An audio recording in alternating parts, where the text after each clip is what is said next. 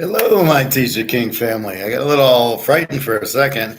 I just tried to do this and it said something went wrong, and I'm like, oh, I hope they didn't block me.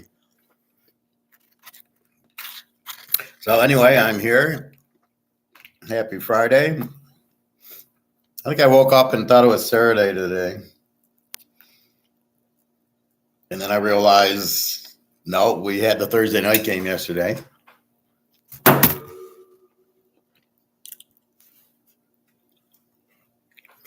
Excuse me. These huge avocado like golf balls. I wonder if I could use it to play golf with. Anyway.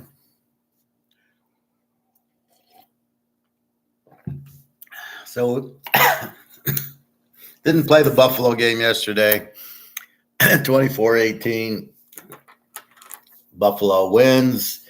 They cover everywhere. I was afraid of the 3.5.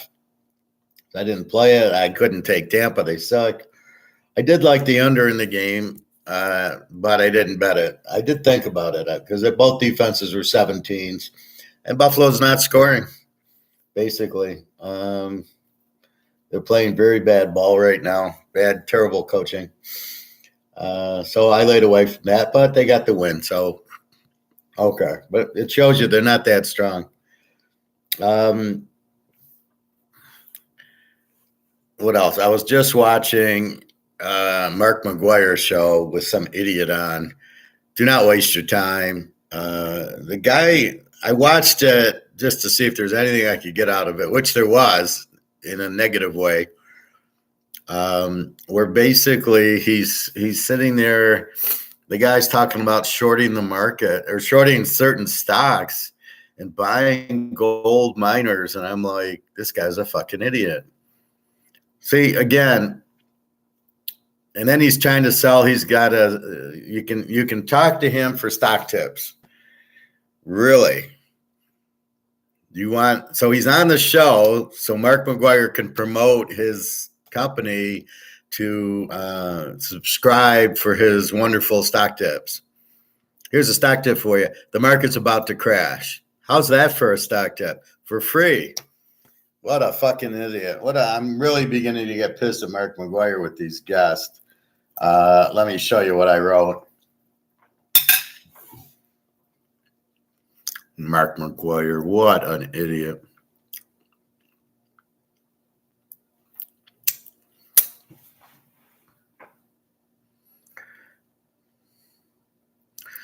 So I think I wrote 4. Here's the first one.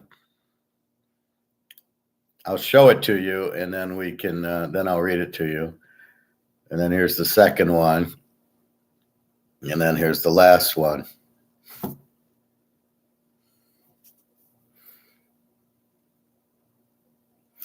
So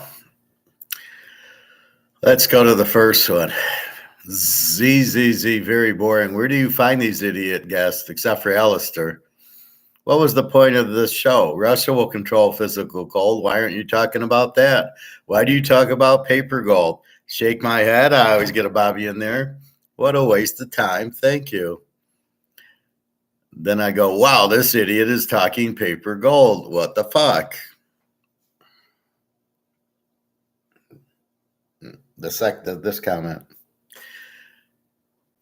Then I get into, as he's talking more, and he starts talking about price inflation. There's no such thing. This guy is clueless. Price inflation, there's no such thing, which is what I just said.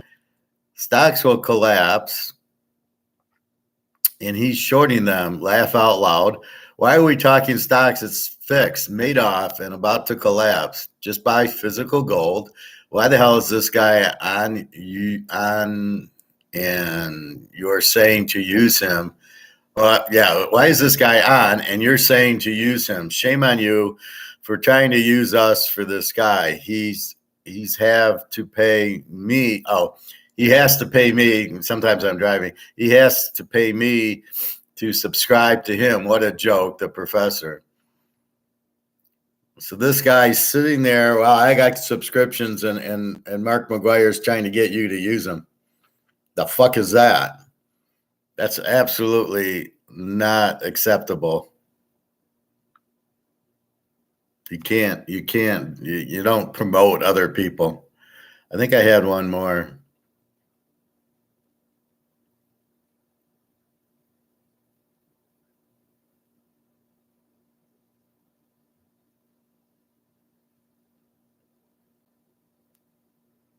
There's one this one on the bottom. The U.S. reminds of the Titanic. The ship is sinking, but the band played on. I got very upset at that. I left a comment, but I don't see it.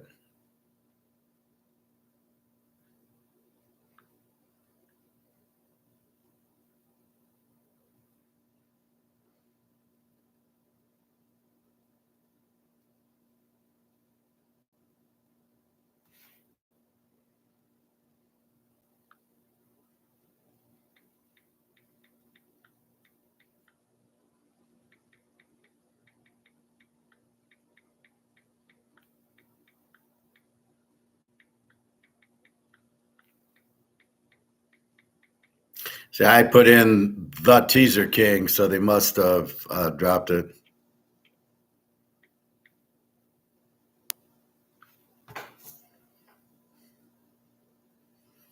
So there I go, using my thoughts. Shame on you. Like, if you're gonna fucking say the Titanic, which is mine, then I at least say, you know what, I heard it from the professor. Anyway, if you are affiliated with this Dave Kranzler, if you subscribe to him, tell him you want your money back. This guy's Bernie Madoff. He doesn't know anything. If he knew anything, you'd be buying gold. Why would you short the market? Okay, let's carry this on. If you short the market and it drops and the dollar goes to zero, how the fuck are you getting paid? Oh, I made 100,000 on shorting Tesla. Okay, how are you going to get paid? The money's worthless. But if I buy gold, I have gold. Again, no risk. Again, you're trying to play a fixed game of stocks, which is Madoff. So you want to play with Madoff or do you want to play without Madoff? I don't want to play with Madoff. I know he's a scum. I know he's a cheat. I don't want anything to do with him. How do I get my money out? It's the same thing with the Big Short movie. The Batman character, he does the short and then he can't get his paid. Fortunately, all the banks got bailed out by themselves.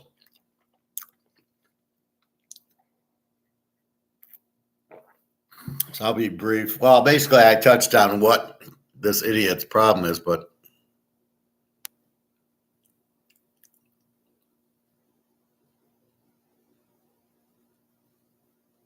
financial statement analysis, it's an obvious short, both those stocks. And so on a weekly basis, I update information on those stocks and offer my thoughts. And nobody gives a fuck. You're an idiot. I'm always short to some degree, both stocks. But there's another one, and again, it's a lot of people are on this Airbnb, which is quasi-commercial real estate. Because a lot of Airbnb units are in multifamily buildings.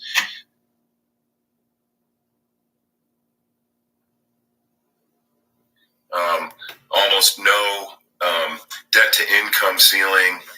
A lot of that stuff resembles the crap mortgages that were underwritten back, pre-Great Financial Crisis.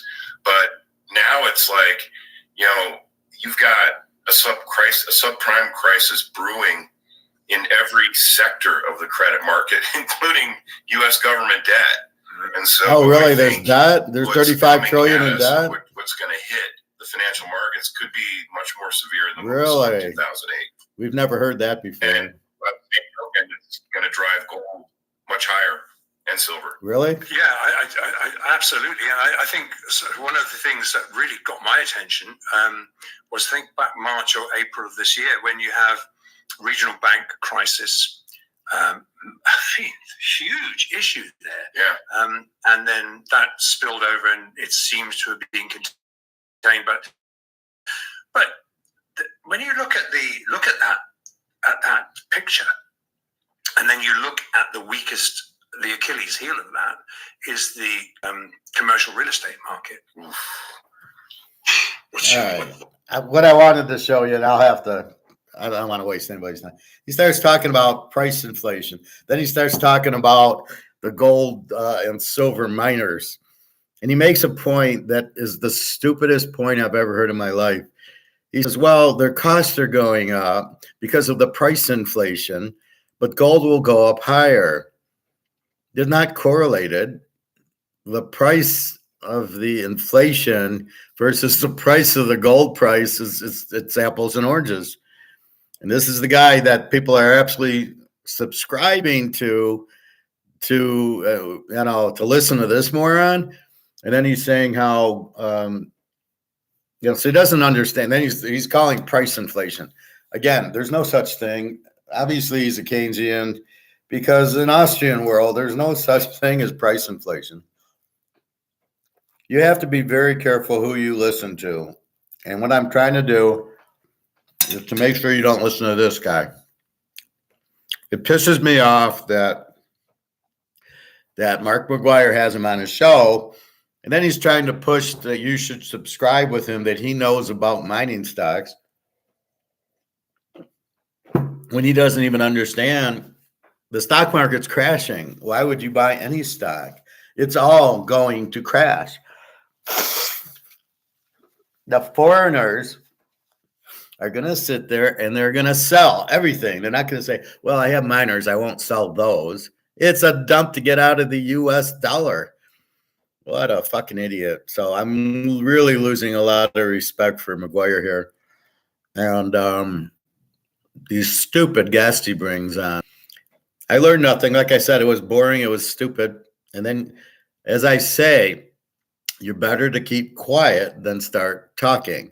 If you're quiet, we don't know you're stupid. If you start talking, then we do know you're stupid. When you start talking about price inflation, we know you're an idiot. Then when you start talking about buying stock, you're definitely an idiot. Then when you start saying shorting the stock, we know the market's going to collapse, but the dollar's going to zero. So he doesn't even get that, right? He doesn't get the most obvious. The dollar goes to zero.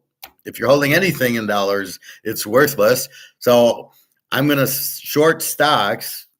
The dollar crashes. What good is it? You're still in the fucking stocks. You're still on the fucking Titanic. So I hate when I see these Titanic quotes. And that's not even what I say. There's nothing about the band keeps going. I mean, what the fuck? Anyway, when you deal with idiots, you got to be careful. So don't waste your time on this. I don't know who this Dave Kranzler is. If you see any other shows or heard of him, don't follow him. He's like Peter Schiff. He's a salesman. He's trying to say, well, I can tell you about shorting stocks. Geez, it's really hard now when all the inflation. The bottom line of shorting stocks is because the inflation, which is not price inflation or wage inflation, it's fucking printed the money. You printed too much money, the value of the dollar goes down. That's inflation, period. The effect is that prices go up, but it's not. There is no price inflation. There's no wage inflation. There's no deflation. Fuck, these guys make things up. And, the sky is green, so if we say it, then it must be. It just blows my mind how stupid these fuckers are. But I don't want you to see, this is my point. I don't want you to listen to this guy because you're going to get fucked. He's going to Madoff you. And I'm trying to warn you. And I try to say, look at me. I'm 99% in gold. I got a little bit of money in cash to pay bills and help the girls. And then I got a lot in baseball cards, which I already bought in the early 90s. So, and the Brady cards. I think I bought till 2002, but not that much. I think there's years I didn't buy much. Well, This is a 1998 card or 99. So I was buying a little bit back then, but most of what I was buying back then were these 1961s and 65s and 68s, not the current cards, because there's nobody to buy in the mid 90s. Anyway, so keep that in mind. Please be careful who you listen to. Come to me if you don't know. What do you think of this guy? And I'm going to tell you the same thing. They're all fucking idiots unless they're Austrian economists. I give you Egon and I give you Alistair, who sometimes he's Austrian and sometimes he's not. The clearest thing, if they start talking price inflation, run. If they don't tell you to buy gold, run. If they tell you to buy stocks, run. All this is bullshit. You don't want to be in it. It's just these are guys that are fucking clueless, right? These people don't know what they're doing, but he wants to sell. He wants to sell you subscriptions. Buy my subscription and I'll give you stock tips. Okay, Bernie. Just call him Bernie. So stay away from these guys. Anybody that wants to charge you a subscription, run the other way. Do I charge you a subscription to learn more stuff about more important stuff than anything you'll ever learn in your life? No. It's important you learn it. Okay, good afternoon, Sam. It's 1:00 here in Detroit. So don't sit there and listen to these guys. Just because he's on Mark McGuire's show, we can see Mark McGuire's got idiots coming out with paper gold and what was the other guy? I can't remember. The other guy was a total idiot. All right, so let's go NFL right now real quickly, and then we're going to go college. I have 7 locks that I found. I'm looking at these games, and I'm like, mostly why they're locked is because of the point spread. And I do not lock to lock. I am not locking to sell my locks. Oh, I got 7 locks, and they're just regular picks. I don't do that, and you know I don't do that if you follow me and you see my locks. I'm very conservative when I lock a game.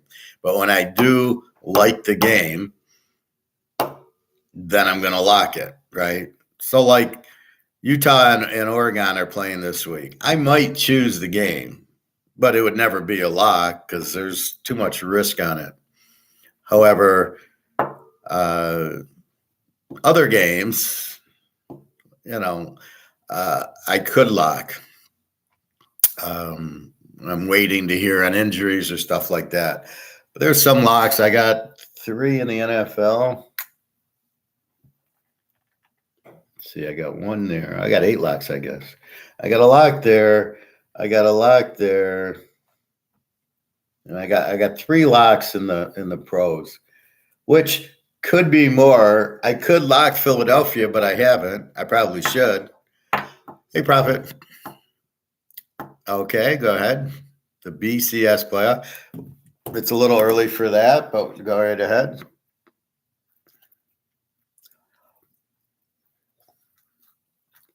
Oh, I wanted to share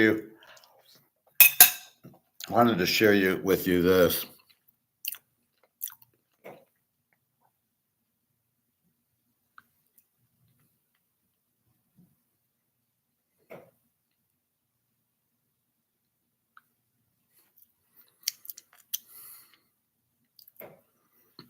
Okay. Yesterday we were talking. One of you guys asked me about the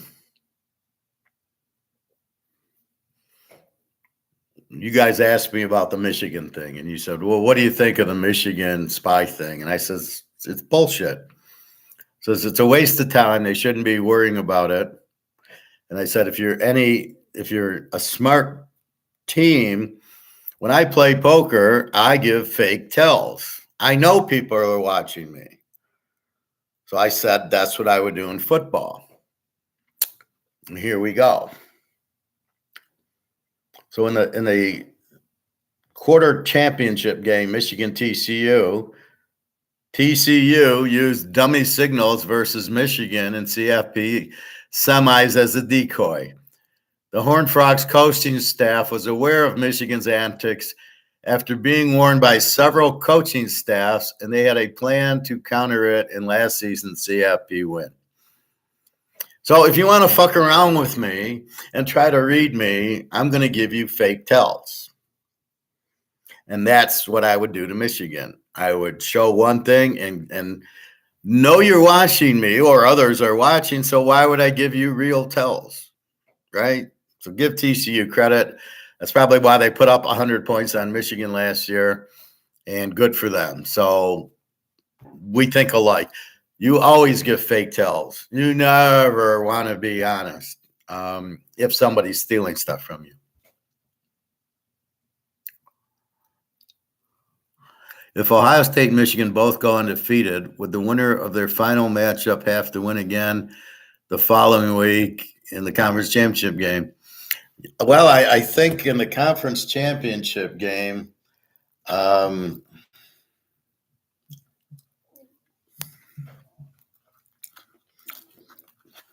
so let's say they're undefeated. Although I think Michigan loses to Penn State at Penn State.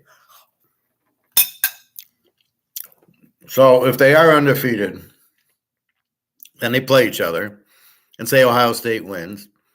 Then they have the Big Ten championship game, which is totally meaningless.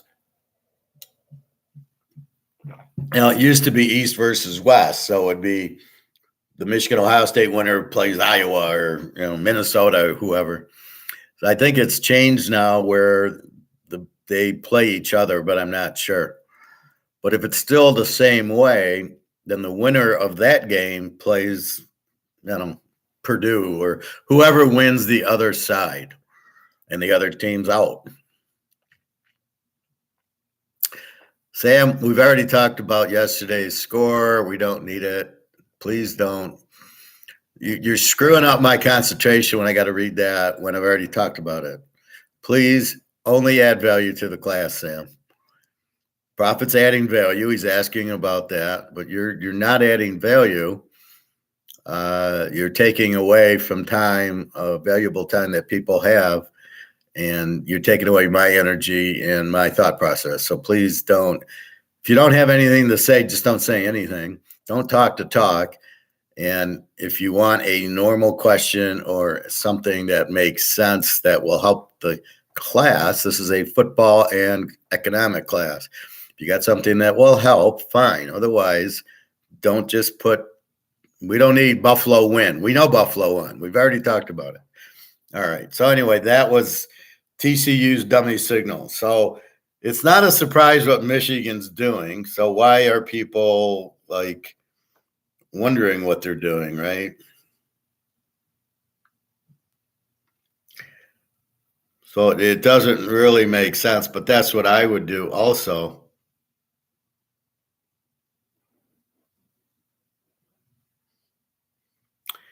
Now, I got this email. Thanks for your interest in employment, but basically what it says is, your skills are impressive. We decided not to hire to this position at the time. Here's my response. Your loss. I go, your loss. I'm the best. I could have saved your company with my economic skill set. Soon you'll be out of business. It's too bad. And then I can't say professor. They wouldn't. Well, I can sometimes say professor. So I'm telling this guy, he's saying, well, we don't want to hire you. And I'm saying, that's your mistake.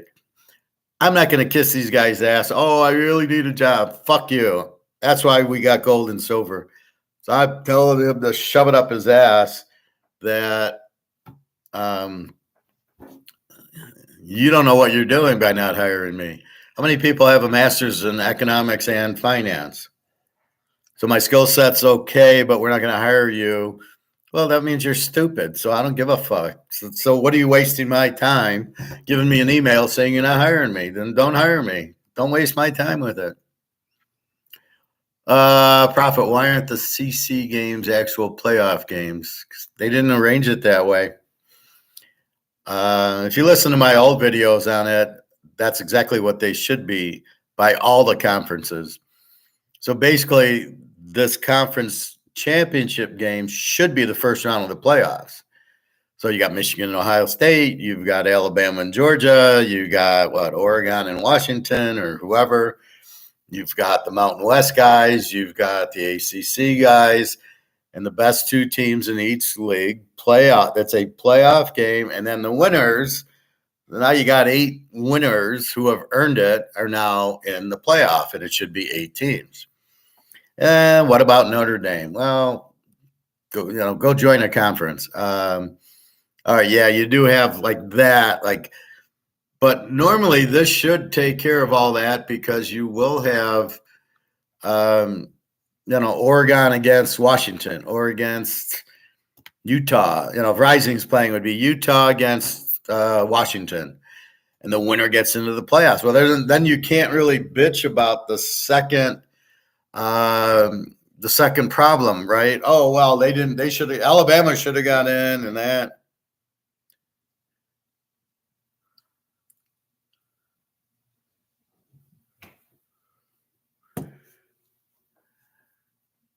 I don't know what you're talking about.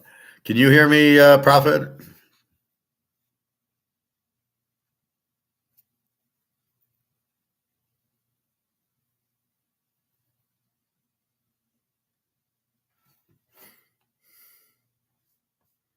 My mic's working. Okay, so I'm going to get rid of this guy.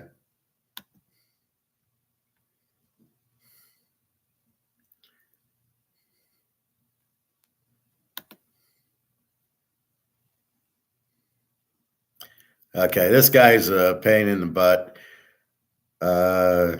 Okay, so absolutely. Well, see, that's what you get, right? Why didn't Alabama's crying because Georgia got in and they went to Ohio State and Michigan, which I think they never both should have been in because Michigan beat Ohio State. So I agree. That's how you get rid of this 2 teams crying and 2 teams in it. The top 2 from all the conferences should get in. Or should play each other in this thing, and then off you go. And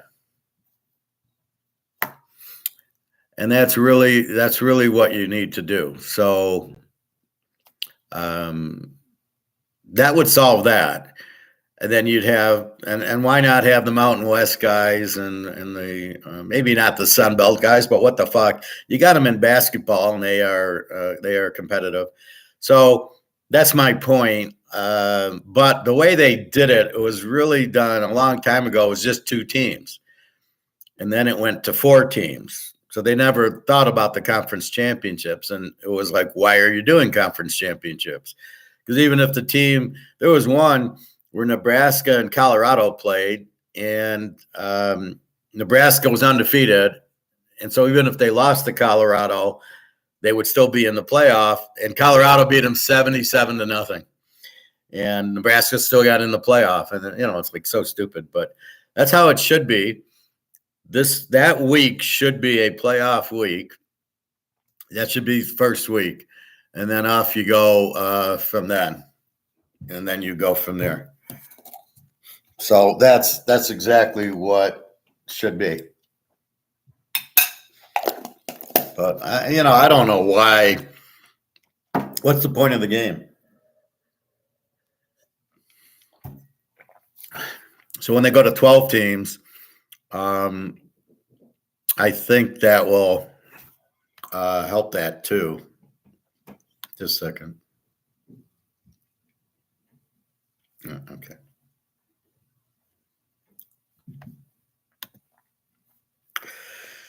So when they go to 12 teams, you're going to have probably, I don't know what they're doing. You're getting rid of the Pac-10. I don't know why. And then you're moving in USC and UCLA and Oregon and Washington with Ohio State, Michigan, and Penn State. What the fuck are you doing? You'll never get one team in there. First of all, it's too big to play everybody. So you'll probably go to 2 or 3 teams a conference. I think like the ACC sucks this year. Well, except for Florida State. Yeah, I mean, they need 12, but they won't get the right 12. They'll think, well, we got to have Alabama and Georgia and LSU in it. I mean, The whole thing's just stupid, especially when other Mountain West teams should be in it. All right, so let me go to the pros. Let's just look at the line. We got New Orleans, a 1-point favorite, a 43.5 total. Indy's been favored. Indy was a 1.5, and now New Orleans is a 1. I mean, I think I like the dog there. I don't know. Jacksonville, 2.5, 40.5 to Pittsburgh. We've got Houston, 3.5, 43.5 to Carolina. Philly, 7, 43.5. This goes 7 and 6.5 to Washington. Dallas, 6.5, 45.5 to LA. We've got Miami, 9.5, 46.5.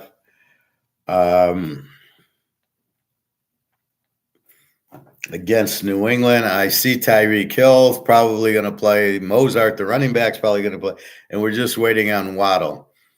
So I'm sure he'll play. If he doesn't play, I don't care. They got enough receivers. The Jets, Jets, 3 and 36.5. Keep in mind, this is really a home game for both teams as they both play on the field. So it's a rare thing. But no, this is crazy. The Jets are only 3 to the Giants. Wow. Atlanta, 2.5, 35.5 to Tennessee. We've got to wait on Tannehill. Is he going? We'll go through injuries in a minute. Minnesota now 1.5, 41.5. It was Green Bay -2. Mini wins on Monday night, and then all of a sudden the spread changes. That shows you how bad it is and how fickle it is that they look at the last game and then they make their bets based on the last game. You can't do that. This game's at Green Bay. It's a conference or a division game. And now Minnesota's the favorite, not the dog. So it's a whole different environment than before. Seattle, 3.5, 37.5. Hasn't changed. Well, it's gone from 40 to 38.5 to 37.5. Deshaun Watson's probably out, but then you get PJ Walker, too many variables. KC, 7.5, 47.5. Against Russell and the Wilsons and Sean Paytons. 49ers, 4.5, 43.5. I don't think Purdy can play because of if it wasn't a concussion protocol, he'd be playing. But because he's got to go through protocol, and this happened Monday night, there's no way he'll be playing Sunday. So I guess he went out to practice yesterday, but there's no way he's going to be able to go through protocol. Nobody goes through it the first week. It's all lawsuits and everything. So, it just happened Monday. You ain't ready till next Monday. I think it's just the way it is. So I don't think Purdy plays, and makes you like Joe Burrow a little bit more in this game. Baltimore, 9.5, 44.5 to Arizona. That's just from the Lions. I mean, all I know is Dallas went there and lost, and then the Niners got them at home. So I'm not buying Baltimore with Lamar playing 3.5. San Diego, 8.5, 46.5 to Chicago.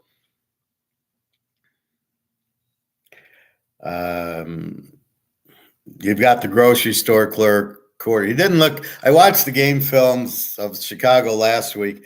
He didn't look too bad, although they were playing Oakland. He seemed to throw a lot better than Fields. I mean, it's not even – this is my point. You draft Fields with the number 1 pick. Here's a guy from the grocery store who's 10 times better than him. I would never return to Fields.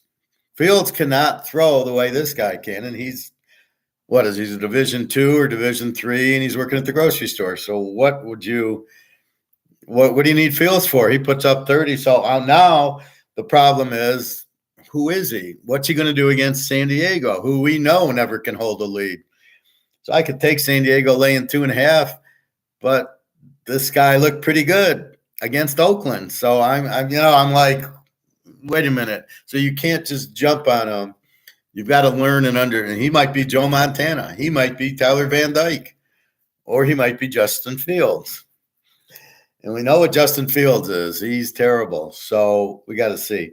The last game is Detroit, now down to 7.5 as they're going back to Garoppolo is I guess playing. So it's 7.5, 45.5. Funny how the total didn't move. It's still 45. 7.5. So we got Garoppolo. So if we go through the quarterbacks, we have Carr against Minshew, New Orleans, Indy, Jacksonville, Pitt, Lawrence against Pickett, Houston, Carolina. Now Lawrence is questionable with the knee, but he was last week and he played and ran. So I don't know what that injury is. Houston, Carolina, Stroud against Young, Philly, Washington, Hurts against Howell, LA, Dallas, Stafford and Prescott, New England, Miami, Jones against Tagg, the Jets and the Giants, Wilson. I'm not sure if it's Taylor or if it's going to be Jones.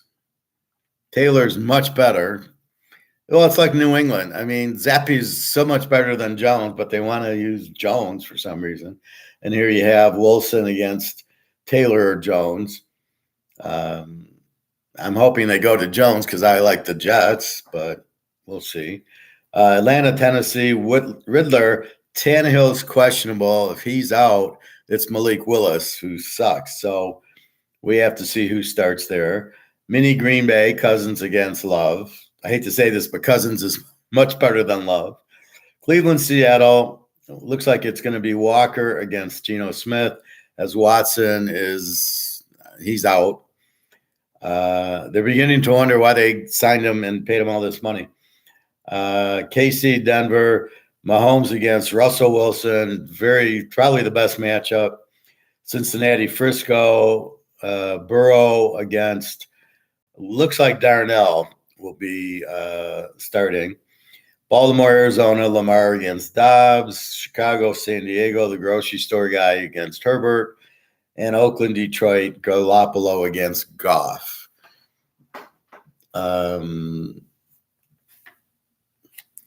I got 3 locks in that mess, and I might have more depending on who quarters. Okay, so let's go to college. I've got locks coming out of my butt in college. There's so many strong plays. It's what you wait for, right? You got the right dog, the right total. Normally you're in a USC, you're in a 70, here at 66. Some of these totals that should be in the 60s are in the 50s.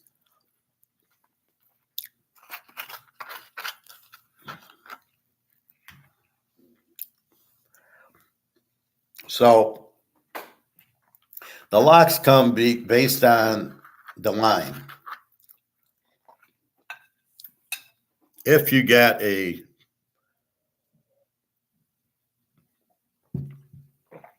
think, like in Detroit playing Oakland, you think, well, Detroit should be favored and Oakland's a 3-point favorite. Now it's a lock. I'll take Detroit. But if it's a normal like Detroit 7, I'm not going to touch that. I don't know if I'm going to play the game because I certainly can't trust Detroit and you can't trust Oakland. So a lot of it turns into trust.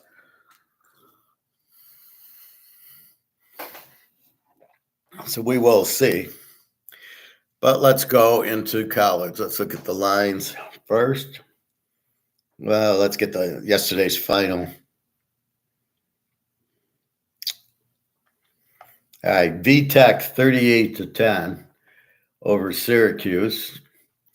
And Georgia Southern 44-27 over Georgia State. I had the over. Well, I didn't play any, but my picks were over in the Virginia Tech Syracuse game, 47, which means I got 41, which I got 48 total. And then I played the under in the Georgia Southern Georgia State game, and it was 63. They scored 71, so the under wasn't good. Again, I didn't play anything yesterday. And I won't play today's Florida Atlantic Charlotte game.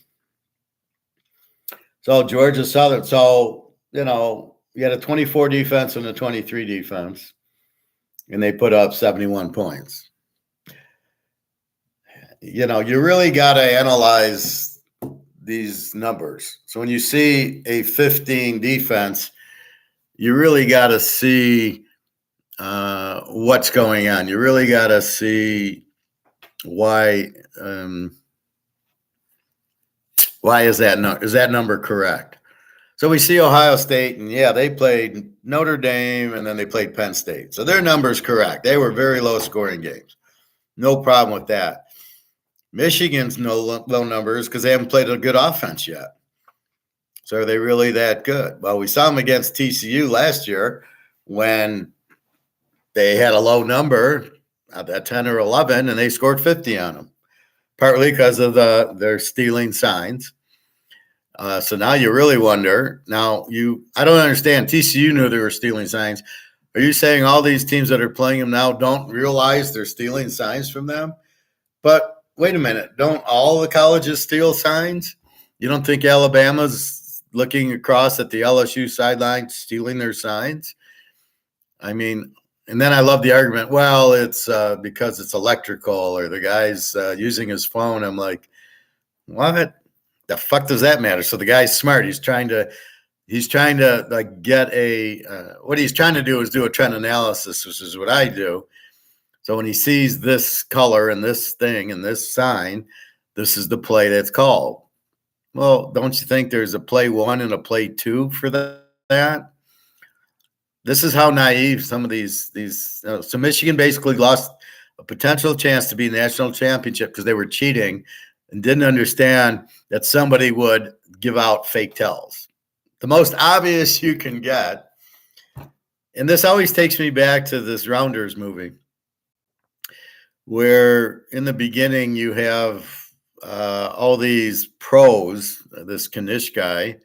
He's a gambler in all the movies. He was in Color of Money as a pool player, and he's in some of these other movies where he's always like this gambler.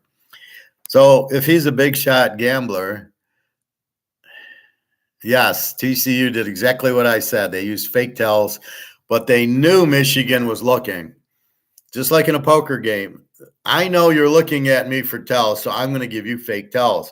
That's what TCU did. They gave fake tells. That's why they scored 50 points on Michigan. So they would say, we're going to run a screenplay, and they really didn't, and off it went. Brandon, I'm here. I'm fine. Thank you. So, yes, that's what I would do with all these idiots. At every poker game I'm at, I'm giving fake tells. I'm never giving a real tell. If I got a full house, I'm accidentally acting nervous, pushing my chips over. I get calls, and I turn over a full house. I had to do that once. I flopped 4 7s, and I'm like trying to contain myself because I'm jumping through my skin.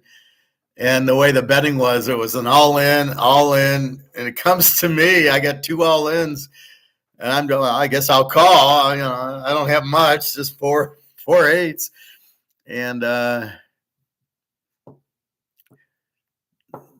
so that's where you're at with it. It's Yeah, I mean, so you always know people are always looking, and in really everything in life, people are looking at you, and you've got to put out the tell you want to put out. So that's what TCU did. But if you're telling me Ohio State doesn't put out fake tells in the Michigan game, then they need to fire their coach if they're that stupid. But you've got to do fake tells. I mean, in all of life, right? Ohio State should be completely aware of what's going on by now and change up their. If they didn't know last year, now TCU, what did they say? We were told by many coaches that that's what they're doing. So this is going on for at least a year, if not longer, that Michigan was trying to get a read of the signs. And my response is, who gives a fuck? And I would have done the same thing with the Houston Astros. If I hear the drum beat go off, I have a feeling that they're saying it's a curveball. So I would switch up my signs. Oh, by the way, now one's a curve, two's a fastball, not the other way around. And then let them think it's going to be a curveball and it's a fastball.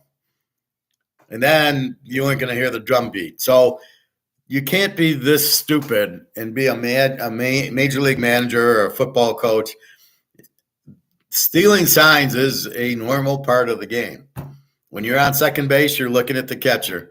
He's got to put a 1 or a 2 down, and then you're doing a signal to the batter. Duh. Well, that's perfectly legal. So what the fuck? Maybe you don't need those type of signs. Or maybe that isn't really the sign. Maybe it's him. I'm going to touch my left knee for a fastball, my right knee for a curve. Maybe that's what he does. And then he puts the 1s and 2s and 3s between his legs, and they're all meaningless because he's touched his right knee. It's going to be a curveball. I mean, come on, man. I mean, I don't give a fuck if it's electronic. If you don't have a brain in your head, then you're an idiot, and you shouldn't be doing it. Just like what we do. If you don't have a brain in your head, you shouldn't be betting football. You shouldn't be in stocks. You shouldn't be in the houses. You shouldn't try to date women. You shouldn't play poker. If you don't have a brain in your head and understand the game, you're fucked.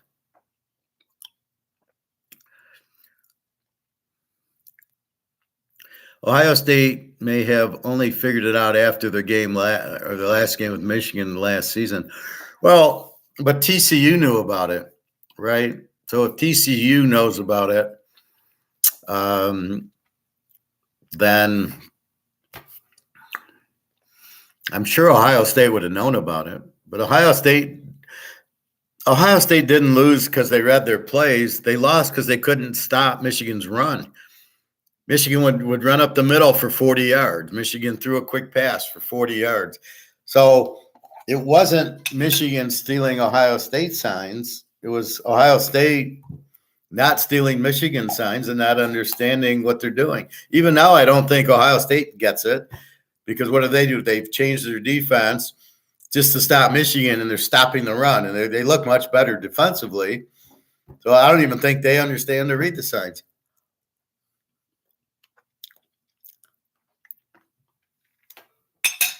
But that's where you're at with it. You want to talk to a woman, she puts out signs. I mean, she'll smile or she won't, or she'll, walk a certain way or bend her legs a certain way. I mean, they're the best at giving out signs that nobody understands.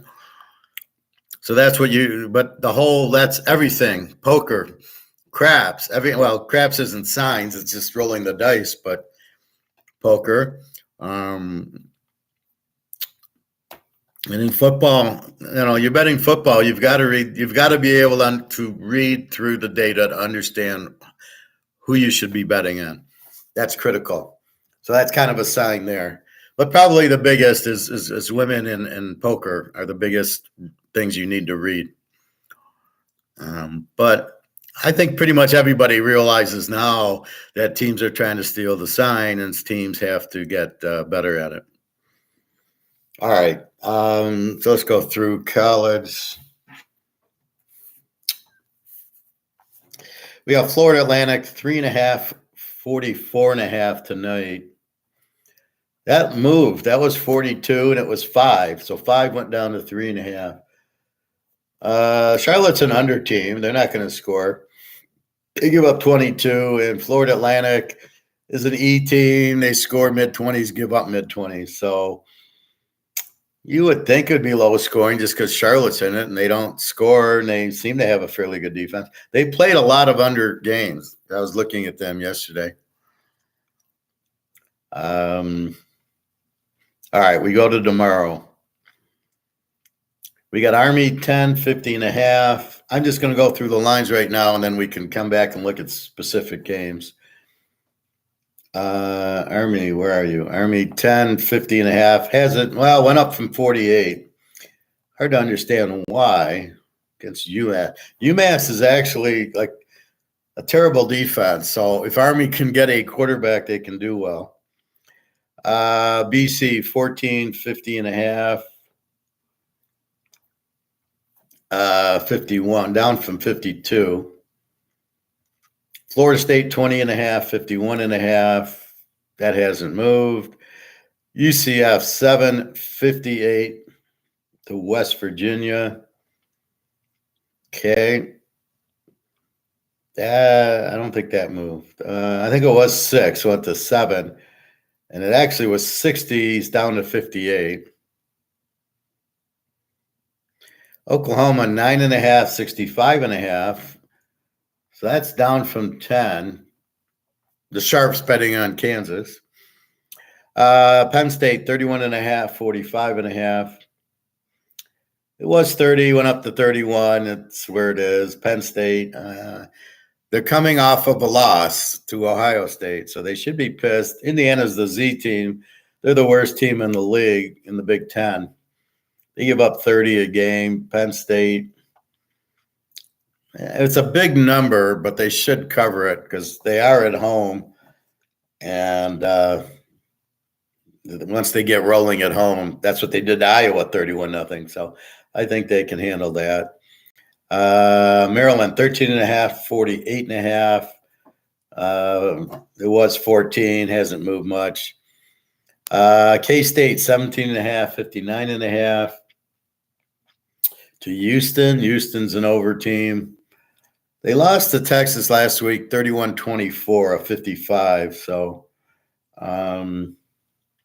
K-State has a good defense, though. See, that's the trouble. You got K-State with an 18 defense, Houston with the 31.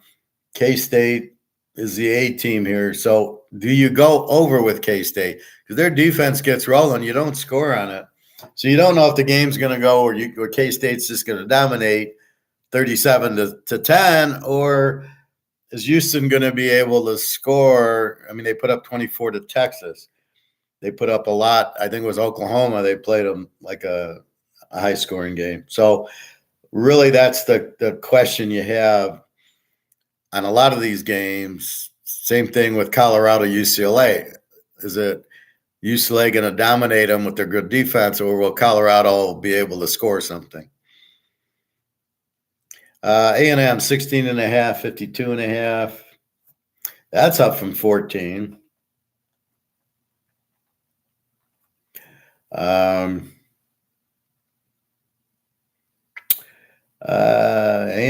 well,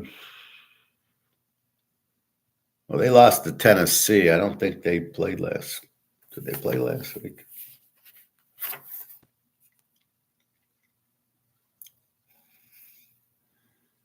I'm trying to remember last week. I remember it the first few days, but then as I get now, I don't remember it.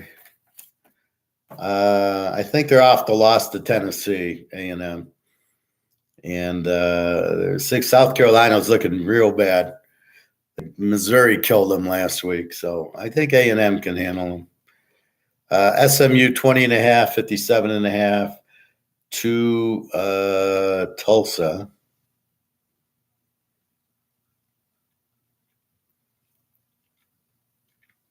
Tulsa's a W, and SMU's the A team. Western and Eastern, Michigan's. Western 2.5, 47 and a half. Western's the W team. Eastern's more the under team. Surprised that Western's favored in this game, but I think they've been scoring a little bit lately. Clemson 9.5, 43 and a half to North Carolina State, who's kind of an E team. Memphis, North Texas, 6.5, 67 and a half for Memphis. They're the A team. North Texas is over. Minnesota 7, 48 and a half to Michigan State. Michigan State's terrible. A lot of injuries. They're a 28 defense. Minnesota, I don't know. They're kind of pathetic. They did beat Iowa last week, so 12-10. They're not explosive, so it's hard to take them as the favorite.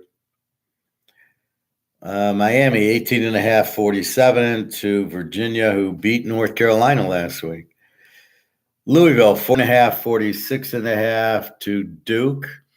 Riley Leonard's questionable, but he did play last week. And both good under teams, so maybe an under. We'll have to see. App State, 16.5, 55.5 to Southern Miss. Southern Miss is the Z team.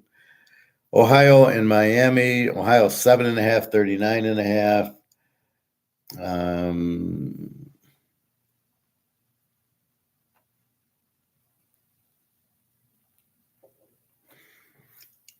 Miami's quarterback's out, Gabbert. Nebraska, 2.5, 39.5.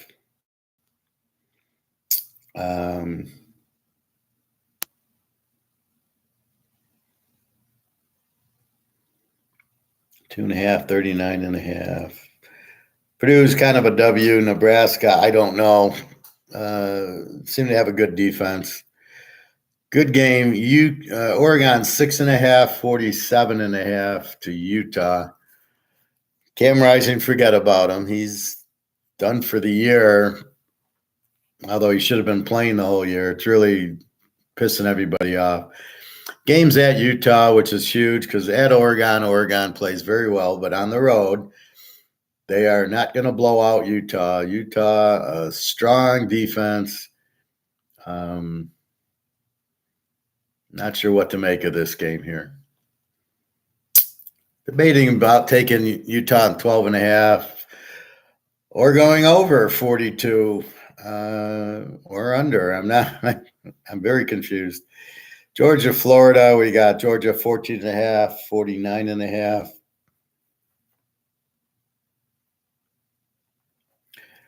Of course, Georgia's the best team. Florida is a B team. Notre Dame, Pitt. Notre Dame, 20.5, 44.5.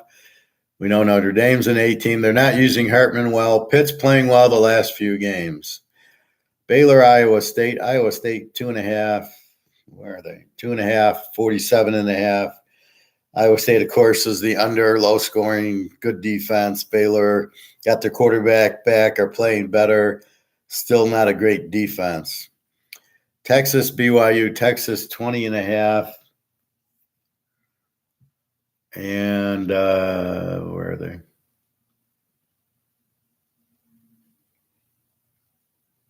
There they are. Wow, this was up from 17.5. Huge. And 50. So the over-under doesn't change. Texas's line goes up. As far as I know, their quarterback's out. He had surgery or something. Let me quickly check injuries. Maybe the BYU quarterback's out.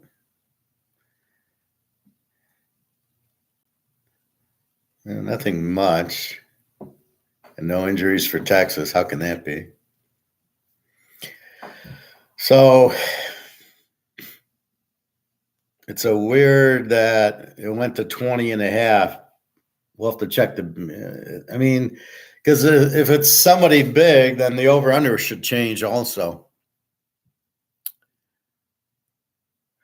Auburn, 6.5, 41.5 against Old Mississippi State. There it is. The spread hasn't moved. 40. Well, no, it's moved from 44 to 41.5. Both teams are pretty even teams. They both give in the mid-20s. UTSA 18.5, 46.5. Let's see. East Car's terrible. UTS got Frank Harris back. He's playing much better. USC, Cal, 10.5, 66.5. That's our free play. Take the over go down to 60 on it. Here's where you have two good offenses, two lousy defenses, and this is what I mean. If the spread was 75, you can't bet it. If it's 50, it's a lock of life, right? If it's 60, it's a lock. So at 66, can you lock it? I don't know.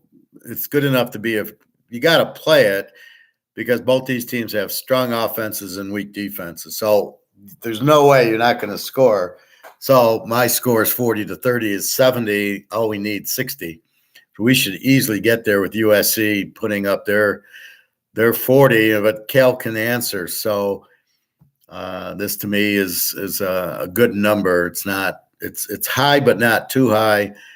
Now, if this was Oregon and USC, that's a problem because of the defense. So you don't know what you're getting with USC.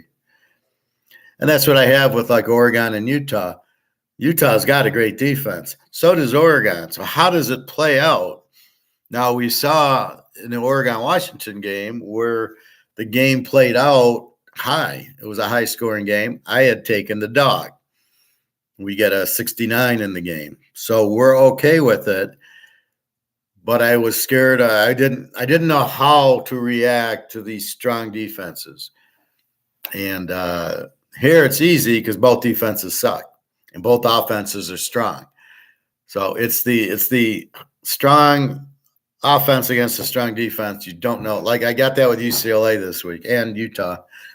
What do you do with these strong defenses playing like Colorado, UCLA? What do I do with it?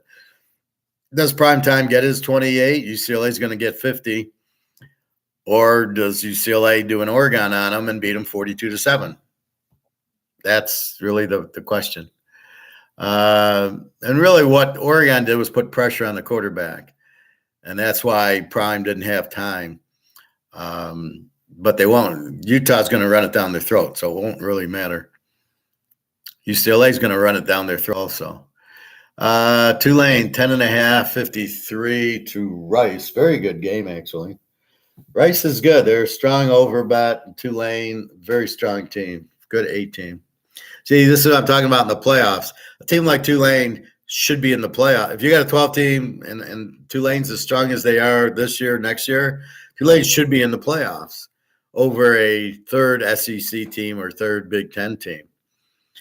Now that you've lost the Pac-10, what the fuck are you doing? I don't get it. UL Monroe, 2 and 56.5.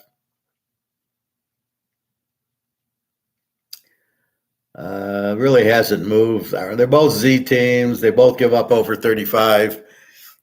What do you do with this game? I mean, it's probably an over just because even though the offenses suck, the defenses suck worse. So they can't be that bad offensively. South Alabama, 11.5, 55 to Lou Lafayette. That's up from 10 to 11 and 54 to 55. A little bit of money going on. South Alabama. Lou Laf's an over team. South Alabama's a good team. They're an A team. So, but they got a 19 defense. I would be shocked if this didn't go over 50.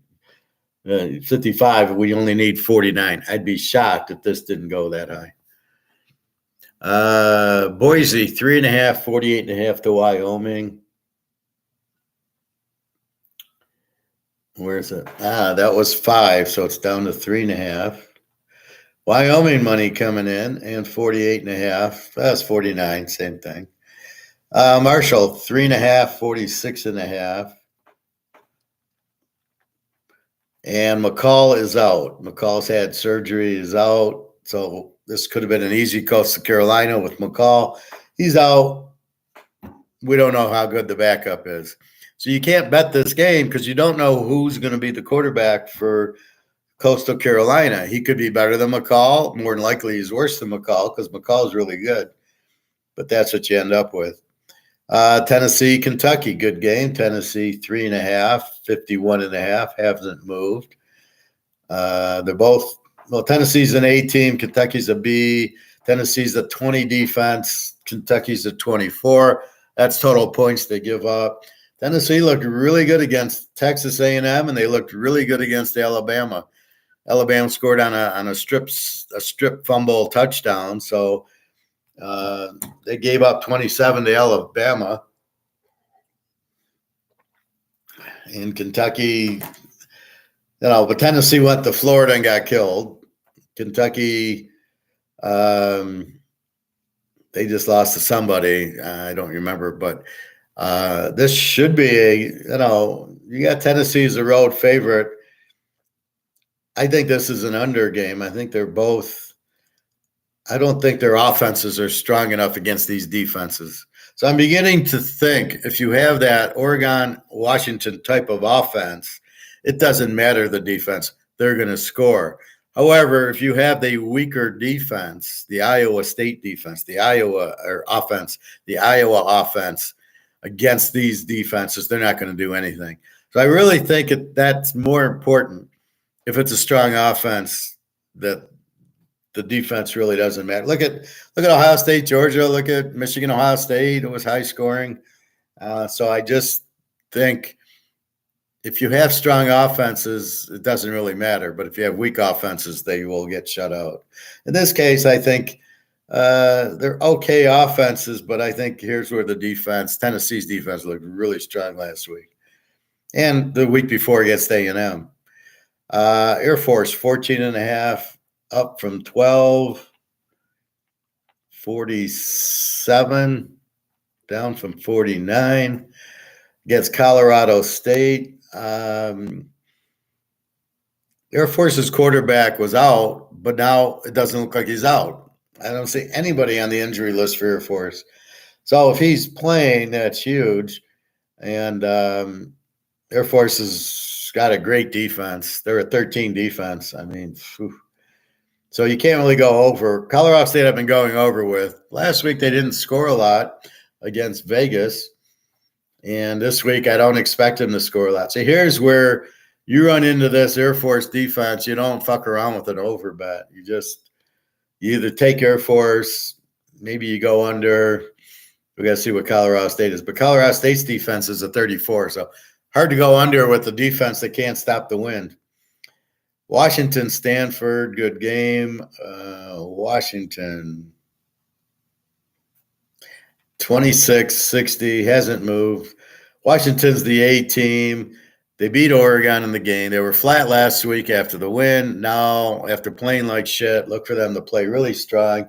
Stanford's the Z team. Again, they were down 29-0 to Colorado, who couldn't stop a high school team. And then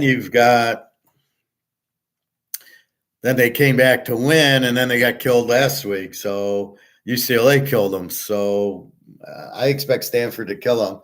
You're laying 26 in a teaser 20. Washington, this is where they've got that 19 defense. This is where I think you play on the defense against a weak offense like Stanford. Being a Z team means you score under 20 a game. And if you're not scoring 20, if you're scoring 15 and you come up against Washington's defense, there's going to be a lot of sacks and a lot of tough D. So I think Washington, okay, you got the win. You were flat the next week. You got a scare. Now I think they play normal. They got that out of their system, and they're like scared. Now, okay, we better win. So look for Washington here. Troy and Texas State. Troy 6.5, 53.5, up from 52. Texas State again beat Baylor when they were full strength. Texas State's an over team with the 28. Troy's a good team. They are a B. They only give up 17, but then we got to see who they get. See, that's when you got to really tear it apart and say, but who was the 17 against? Was it against a team as good as Texas State, who's got a very strong offense? How did they play other Texas State type of teams, other high-scoring teams? Maybe they just played low-scoring. There's teams I look at, like they're playing against MAC teams that can't score 15 points a game, and you think they have a good defense. Now, maybe they have a good defense and the MAC teams couldn't score, or maybe the MAC teams just suck And so you look like you have a good defense because of the MAC team being that weak. So that's what you got to figure. Colorado and UCLA down to 15.5. The Sharps are on prime time. Must be prime times guys betting on them. And down to 60 from 63. Now that makes it much, much different.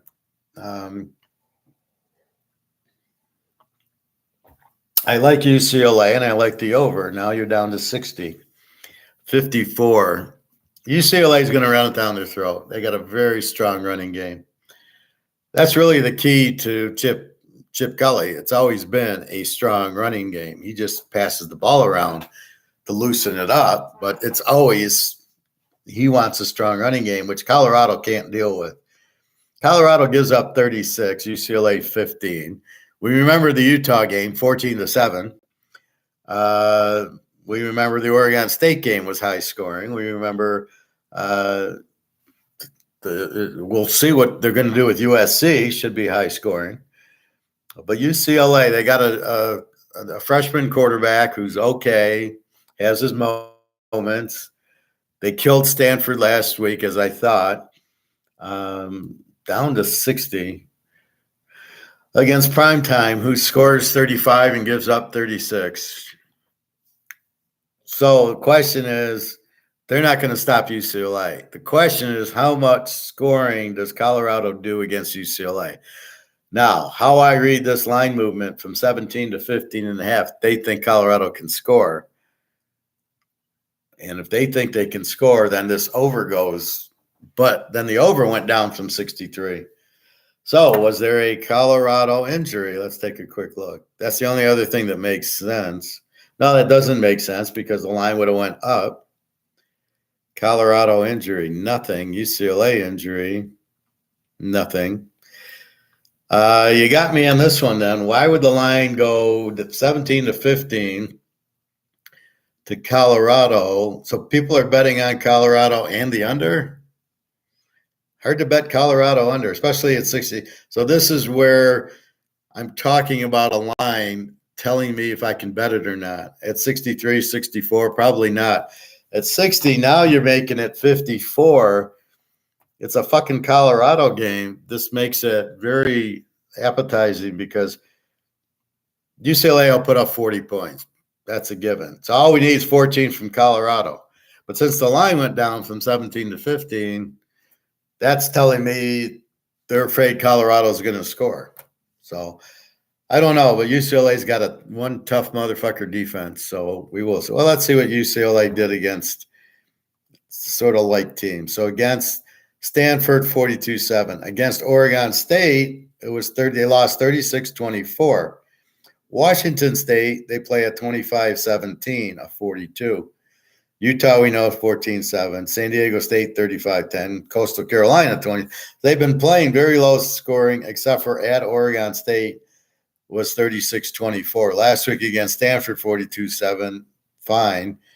In the Washington State game, that's the problem. 25-17. They handle Washington State. And so you're scratching your head going, they don't play high-scoring games except for the Oregon State game. So is Colorado give them 17? That means we get 30, well, against Colorado, their defense. So 35-17 is a 52, and you lose. And that's a very probable score. I don't know that Colorado is going to go up and down the field on them. Only Oregon's. Washington State did not. There's a similar offense than those. Stanford, 42-6. So it's a real hard game to figure. And you just, I don't think they're going to light up UCLA here. It's almost take UCLA down to 9.5. They got the better defense, and they're going to run it down their throats. And they are at home. So maybe this is a UCLA. Let's see if it keeps going down for us. We got Ohio State, Wisconsin. Ohio State, 14.5. And 45 against Wisconsin. Quarterback's out for Wisconsin. Over under 45.5. I think this will be low scoring. Ohio State, very low scoring with Penn State, very low scoring with Notre Dame. Wisconsin, a strong defense. There was 18 defense. Ohio State's a 10 defense. Ohio State doesn't have much offense, and neither does Wisconsin. This should be a very low scoring game, I would imagine. Now, is 45 enough to go under? Yeah, under 51. If this is a 52, this would be a lock under 58. At 45, you can maybe play it at 51, but is it, but that's the difference between locking it and not, is the total. So as I said, if this total was 50, then it would, you could lock it under. So that's really like Troy, Texas State. If this is a 53, probably an over game. Now, if this was 49, this is how you would get a lock. So when we find the mistake by Vegas, which we find a lot of mistakes, especially this week, I found many mistakes, then we take advantage. That's how the lock comes, because the spread's ridiculous. All right.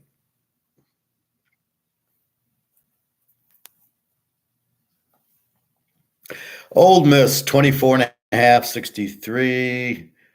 Hasn't moved against Vanderbilt. Vanderbilt's really an O team, not a Z team. Ole Miss can score a lot. Here the over is 63. Really hard to say. Possibly an over game. Vandy's defense is a 34, so it probably should be. Ole Miss should light them up pretty good. Vandy should be able to score on them. I scored on Georgia.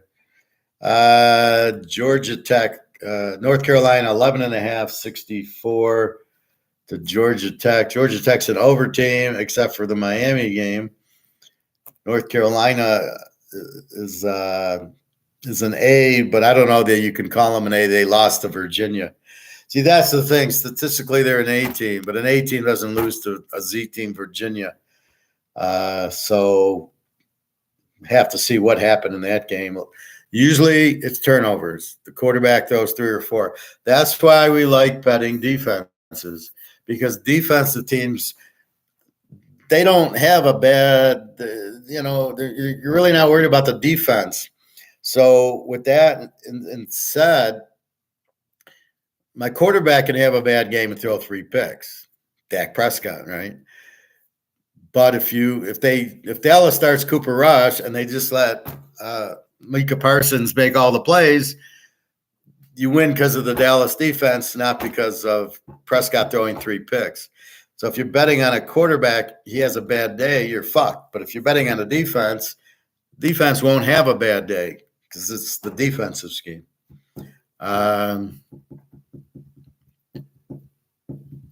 Hey, Nick. You love Duke in 12. Well, is Riley Leonard playing? So you got to check that out first. He's questionable, but he did play last week. I don't know. It's A against A. Duke with the 14 and 20. They gave up 38 to Florida State last week. I don't know, but the spread's 4.5, not 6. Well, if you can get 6, great. But I don't know, because Louisville beat Notre Dame at home, and then they lost to Pitt. So Louisville's all fucked up. I do love the Duke defense. So I guess it depends if Riley Leonard's healthy enough to play. He rolled his ankle. I saw the play, and I think it was in the Notre Dame. It was in one of these games. So a couple of weeks ago. So last week against Florida State, he had a bad ankle. No, he sat out 2 weeks ago. I think it was Notre Dame. Sits out 2 weeks ago, plays against Florida State with the bad ankle, and he's still listed as questionable. But if he plays, then they'll probably give him a good game. I don't know how good Louisville is. Problem is they beat Notre Dame, and so you're like, oh, they're really good, but then they lost to Pitt. And this is the problem this year, mostly in pro football than college. But, yeah. Check out Riley Leonard. James Madison, 20.5, 48.5. Where are you, boys? James Madison. There it is. Up from 19, so they went from 19 to 20. They're a very good team, James Madison. 18, very good quarterback. Old Dominion's also not bad. They're an even team. So they score in the mid-20s. So they're not terrible. They're not a Z or a W, but they're not an A. They don't score enough. They're a good team. This spread, I think, is a little high, 20. Over under 49. I think this goes over. I think you've got – I mean, James Madison will put up points, but I think Old D can put up points. Never fuck with a team named Old D. Washington State, Arizona State.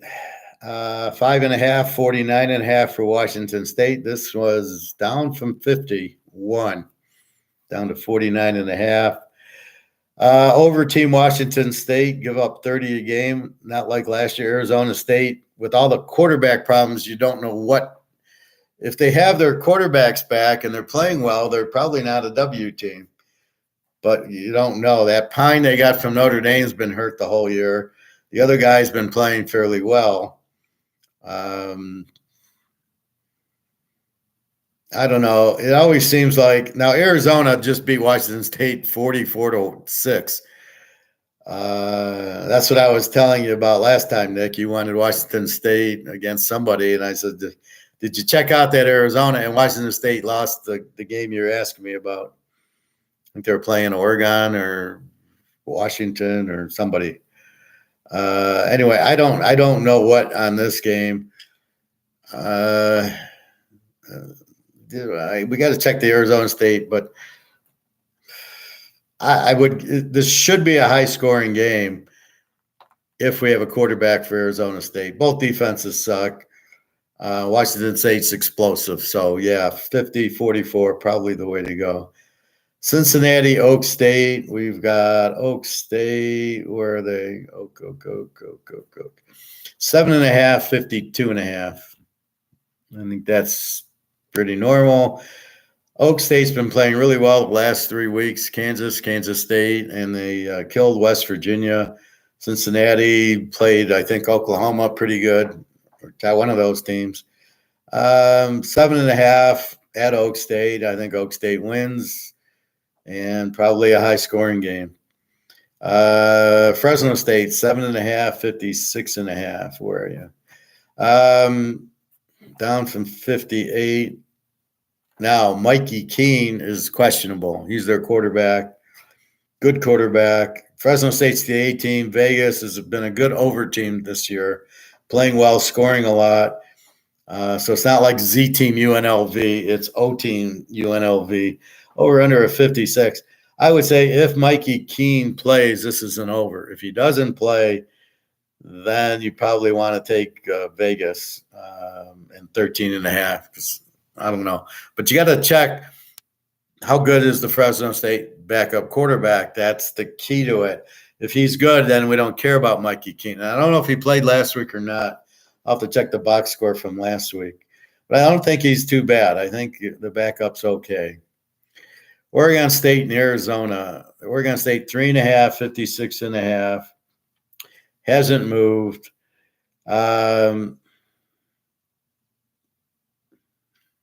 Really? Huh.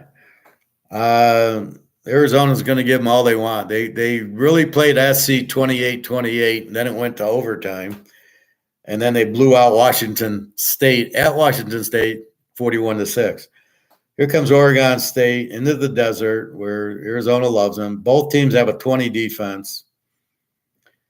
Both teams have explosive offenses. This will be interesting. I think I don't know what to think of this. This is where I'm puzzled. Does the offenses see the 20 defense and say, we don't give a shit, like Texas and Oklahoma and Washington, Oregon, where the defenses were 16s and 17s, and they were putting up 60 points, and you just scratch your head. And that's where you try to analyze it. Well, if you have a really good offense, you're going to score. Oregon State, I know, Uglia Buglia, I mean, and they're still winning. Arizona, the backup is very good. Now, here's where I get on it. We talk about Miami, and here comes Van Dyke, and he was third string, and then he lit it up, and then Rising, the same thing. He wasn't starting, and then he came in, and they were lighting it up, and now you got the same thing here with Arizona. Their backup's lighting it up. So you got to be careful, like Fresno State. That's what I'm saying. You don't know how good the backup is. He could be really good. And then you're taking UNLV, and the guy throws for 400 yards, and you're like, fuck, I didn't know that. That's why you got to be very careful. There's a lot of high risk with the backup court. There's the unknown. Is he good or does he suck? So this is a very I'm leaning a little towards Arizona as the dog just because of the Washington State game and the USC game, basically. So they played USC to a 28-28. And I think USC scored late to tie it. So if we go with that judgment, then I think we can get an over here because Oregon State's going to score. And but I think the way Arizona's playing, I think we got a live dog also at Arizona State, at Arizona. In the desert, Oregon State is not like they're at home.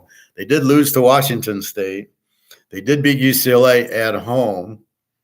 Well, let's walk through this one because this has got me puzzled. Oregon State. So we've got them. They kill San Jose State, which they don't have a defense. UC Davis. What are they playing? They play UC Davis, San Diego State. Okay, now we start. Washington State, 38-35. They lose. They beat Utah 21-7 at home. They go to Cal and play a 52-40 game, but Cal's an over team. And then UCLA, they beat 36-24 at home. The win at Cal was 52-40. So you can see, this is the thing. Utah, with their tough defense, it's a 21-7 game, right? Well, Washington State, Cal, and UCLA. Now, UCLA's got a very strong defense. They put up 36-24. Oregon State wins. So that leads you into the over here because if you can do that, you play a 60-point game with UCLA, that tells you everything. So I got to go to – this is probably more of an over game than I want to take Arizona as the dog. And I don't think Arizona – can keep it where Oregon State doesn't score a lot. Arizona will score a lot as their 44 against Arizona shows you, or against Washington State shows you. So this should get over. And again, they're both A teams, and that's where you really got to dig into it. Are the 20s? Well, let's take Arizona laying 20 defense. How accurate is it? 3 against Northern Arizona. You got to take that out. 31 against Mississippi State. That was our free over way back then, and it won thanks to overtime. 31-10. So against Utah, not much. 21-20 against Stanford. Stanford doesn't have an offense. Now, the last 3. Washington, they give up 31. USC, they give up 43 at triple overtime. It was 28 all, and then 44-6 to Washington State. So at home against Washington, 31-24. So that's a 55. So why don't we look at that game? And here we got a 56. Oregon State, Washington. USC doesn't count because it's double overtime. Washington State 44-6. Are you kidding me? So this is what do you do with it? I mean, you have no idea. Stanford 21-20 and 31-24 with Mississippi State in overtime. They played 2 overtime games. So that definitely skews their defense because they're giving up points when the game's over, basically. You got to throw out the 38-3. So basically, if we throw that out, a 31, a 10, a 20, a 31, a 43, that's really a 28 and a 6. So they're probably 40, 60, 90, 130, 140 divided by 6, 20. They're probably about a 25 defense. So they're not really a 20 defense. That's when you add in Northern Arizona's 3 and divide that out. So more of like a 25 defense. Let's look at Oregon State. Get rid of the junk. San Jose State. Okay, UC Davis 55-7. Throw that out. San Diego State 26-9. 38. See, they play Washington State 38-35. They lost. Utah 21-7, no quarterback, and then a 40 with Cal and a 24 with UCLA. So their defense, throw out the UC Davis 17-26 and 40 is 66, 75, 115, 130 divided by 4, 5, 6, 20, 120. It's about a 22. So we've had 3 games that have Washington State 38, Cal 40, UCLA 24. So only the Utah game without the quarterback is a 7. So yeah, this looks like an over. I had it marked over, and then as I'm looking, I'm like, am I sure with these defenses? All right. New Mexico, Nevada. Now, if you didn't know, you'd be surprised. New Mexico's an over team. Nevada's a Z team. New Mexico gives up 33 a game, but scores 33. Nevada scores about 20 and gives up 34. Nevada's fucking favored. Oh, no, now New Mexico State's favored, or New Mexico. Damn, I wanted New Mexico as the dog here. 1.5, over under a 50. Well, I can probably still bet New Mexico with 4.5, but 7.5 is a whole lot better. And then, so 2 bad defenses and a 50. This probably goes over. This is where I'm dealing with when you got the over team, New Mexico gives up 33 against the Z team who gives up 34. The Z team finds a way to score because the defenses are so bad. So it's probably an over 50. And then I love New Mexico as the dog, but now they're favored. So in fact, the Viking game, I love them as the dog. Now I don't know what to do as they're favored. And last but not least, San Jose State, 10.5, 58.5 to Hawaii.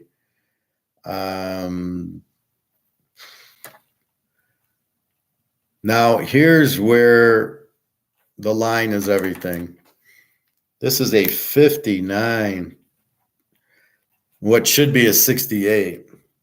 So you look at USC 66, and then there's some high 60s going on. Oklahoma, Kansas 66, and let's see, 64 North Carolina, Georgia Tech. I thought there was a 68. Maybe not. So a 66 Oklahoma and a 66 USC. Here you got San Jose State with Cordero, a over team with a 31 defense against Hawaii, who you know scores like a motherfucker and gives up 36. And you only have a 59 for your over. God, I love Vegas when they're idiots. So barring major injuries, which I already checked 5 times, but I'll check it again. Yeah, nothing and nothing. Yeah, I don't see injuries here. I mean, you just got to play this game over. San Jose State with Corbero is a very strong quarterback. And then, you know, Timmy Chung has been running their quarterback, and they've been scoring. Well, let's take a look. Let's look at Hawaii. Let's break down Hawaii.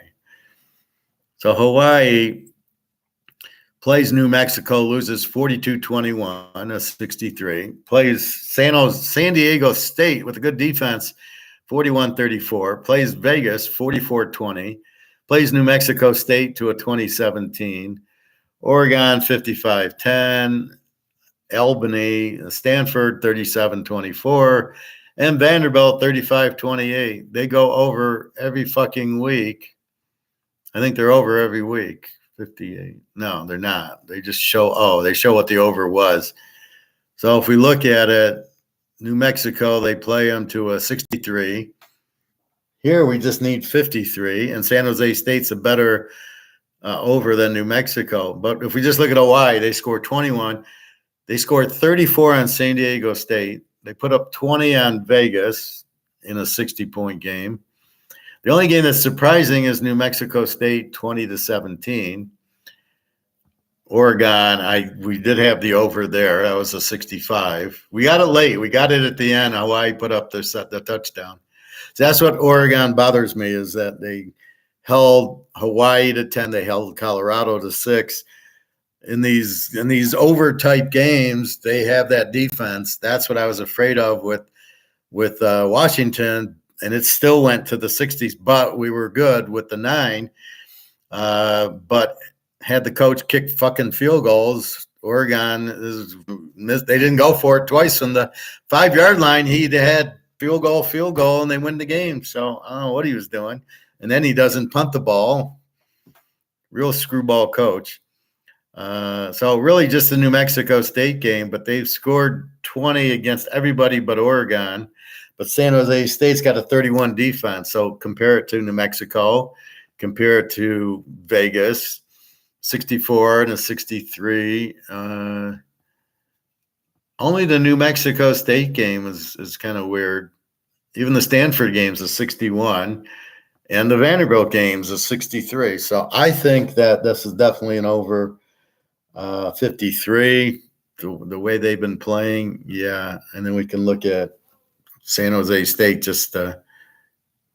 I know they've been scoring a ton with Corbero. So they played a 42-21 with Utah State, which we had the over in that one last week. New Mexico, 52-24. Boise, 27-35. Air Force, 45-20. To get 20 on Air Force is good. Toledo, a 21-17. And then Oregon State, they lose 42-17. And USC, 56-28. So when you look at it, they put up 17 on Oregon State and Toledo for some reason, and then 20 on the Air Force. And the last 3 have been 63, 76, 62.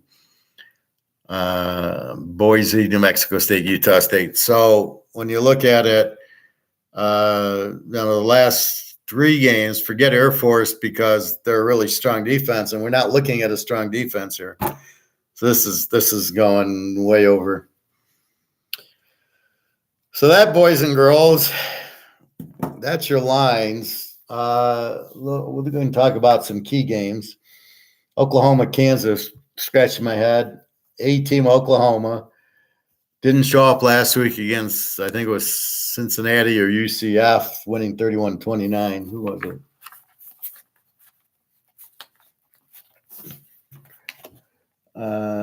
Oklahoma.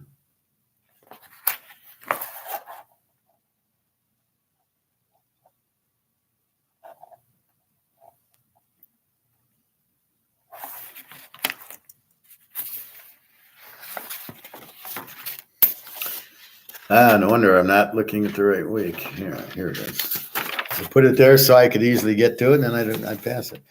Oklahoma, 31-29 to UCF.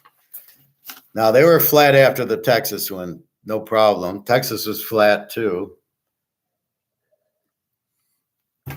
as was Washington. Oregon was the only one who wasn't flat, and that was the one I bet on, killing Washington State. So Kansas has been playing really well, putting up a lot of points. They're at home, over under 66. It's a real tough call. It's, again, what I've been dealing with is are they going to score on Oklahoma 16? Well, UCF did last week. Kansas is strong offense, strong running. They're an over team, not much defense. So I don't trust the 15 with it because I don't have a defense. But the games at Kansas is huge. Oklahoma at home is one thing. Oklahoma at Kansas is another. 66. It's a big number. for Kansas. They haven't really been scoring the way they've been the last few years, where we just bet them over like we bet Georgia under. So this is a tough one. This I got to do more thinking on.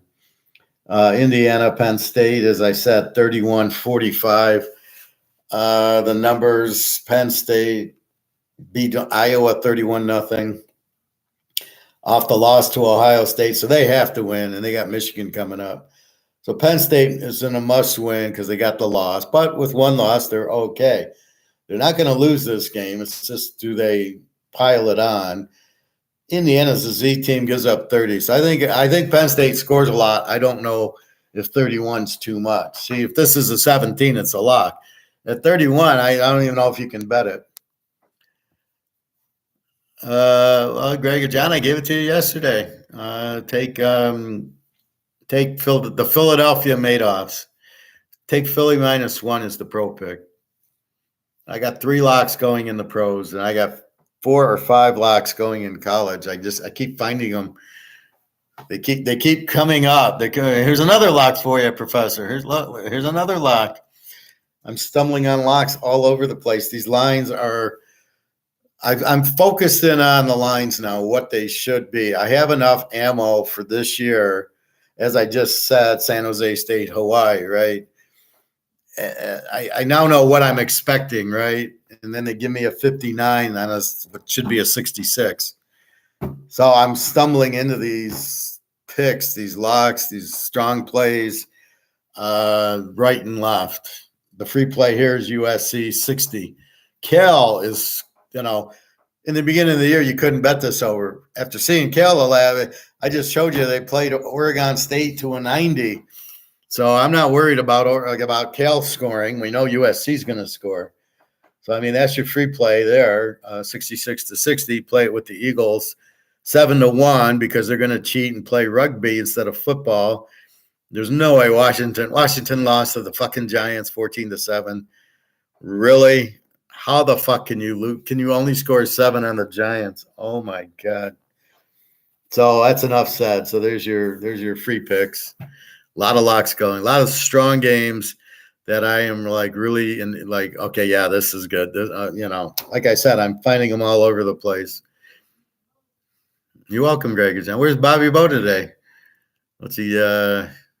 What could be more busy to keep him away from here? You know what I feel good is he says I love. He'll say he loves economics. And I guarantee you there's not 10 people in the world that love economics, but that's Keynesian economics. So the fact he loves what I teach means I'm doing it well to get that kind of compliment on economics. But the way I teach it, it's not. It is economics, but in a very easy approach that people understand. But it's every bit as effective as your master's program. All right.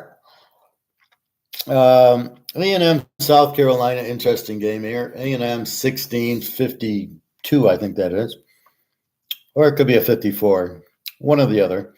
South Carolina just blew against Missouri last week. Couldn't score. A&M is playing a fabulous defense. Played Alabama tough. Then they went to Tennessee, played them tough. Last week, who did they beat? They beat somebody pretty good last week, I think.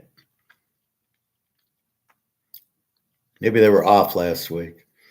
Anyway, they played Alabama tough, and they played Tennessee tough. Yeah, I don't see them. So their defense is very strong. Their quarterback looks good. South Carolina looks terrible. Rattler is just pathetic. I don't know what Oklahoma was thinking when they drafted him. He's not very good. So A&M should have an easy time with South Carolina, I think.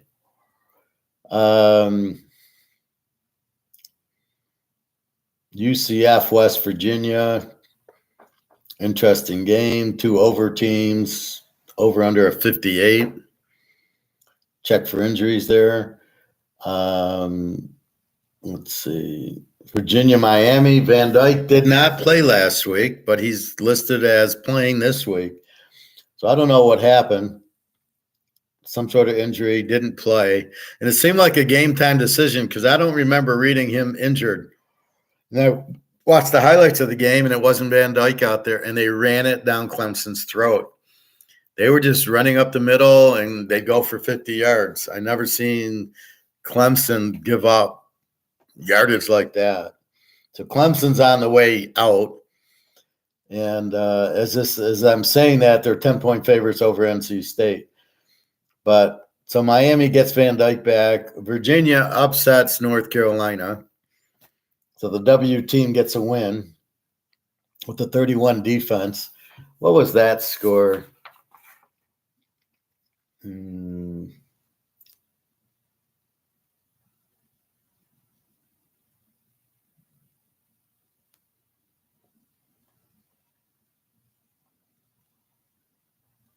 Let's see.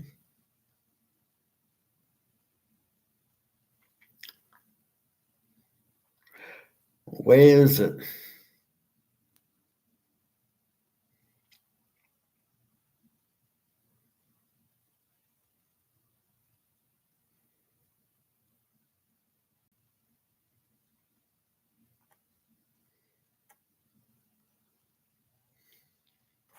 Come on, I know Virginia beat them 41-31.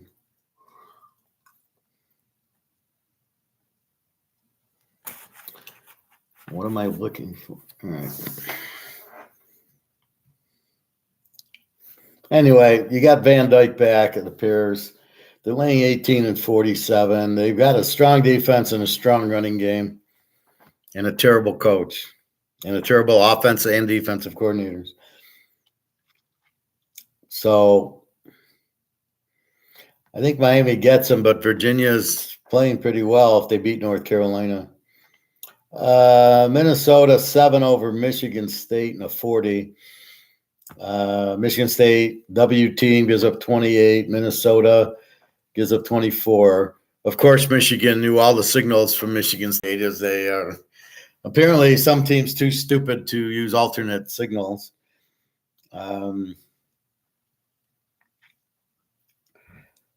So with that said, I think Minnesota wins at home, just laying 1 to Michigan State. I don't say how Michigan State goes on the road and wins, but they did play pretty well at Rutgers. So this is a tough one, but their defense sucks. I think Minnesota wins. They beat Iowa, so they're riding high after the 12-10 win over Iowa. Georgia, Florida, we got 15-50 for Georgia. Gold Dogs. I mean, just Mertz is showing some good numbers. They're giving up 20 a game. Georgia 14. Brock Bowers is out. So I think that's got to hurt Georgia a little because he was going to him a lot, the quarterback. Quarterback's looking good. The replacement for Stenson Benson. I think Georgia wins this game. I mean, 9. I think they win the 9. And then the question is probably an under 56. See, that's what I mean. And what should probably be a 50 is a 40 is a 50. So I'm getting 50. I can go under 56, which is huge in a Georgia game, especially without Brock Bowers. With Brock Bowers, they were starting to score more, right? So you take him out, that's a huge loss. He's number 1 draft pick, All-American. He's, you lose him, it's your backup tight end is not Brock Bowers. So I look for that game to be low scoring. BYU, Texas, interesting one. Texas off of the loss to Oklahoma, played kind of shitty game last week, beating Houston. They're at home against BYU without their quarterback. This number is way too high. BYU is a good team. They're laying 20.5 to BYU. I don't understand it. I mean, Slovis is a good quarterback. I don't get. Thank you, Greg and John.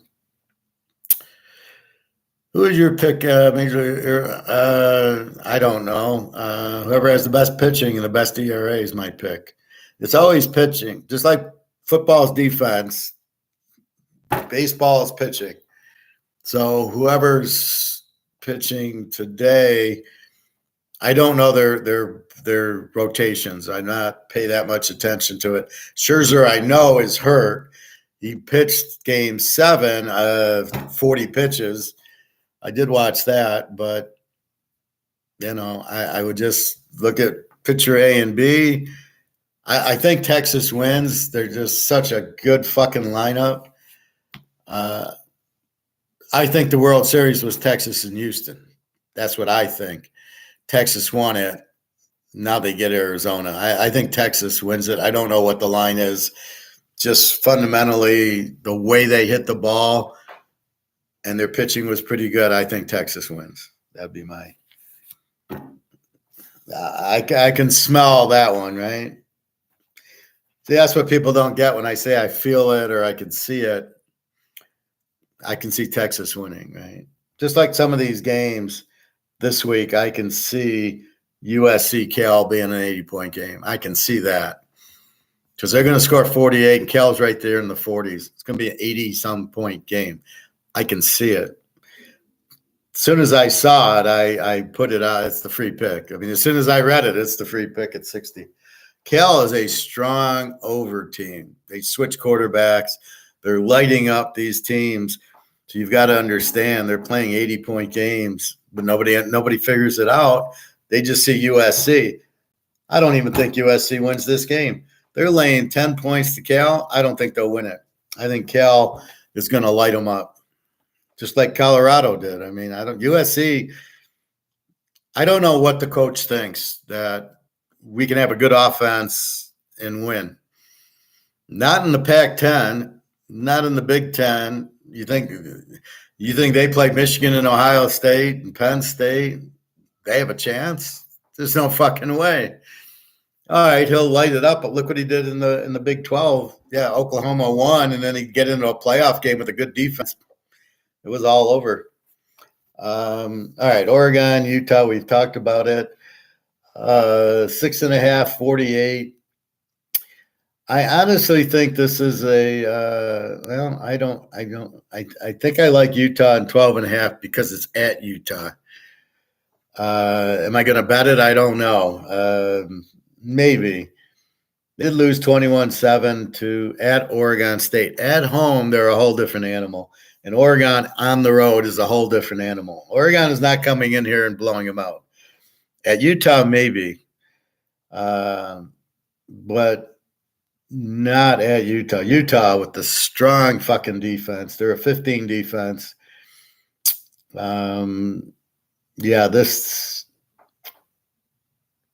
I think this is I don't know. Why do I have it marked over 48, 42, 54? I don't know. I'm confused why I've got it marked as an over game, but everything says under. So I'm not really sure the total right now, but I do think Utah in 12.5.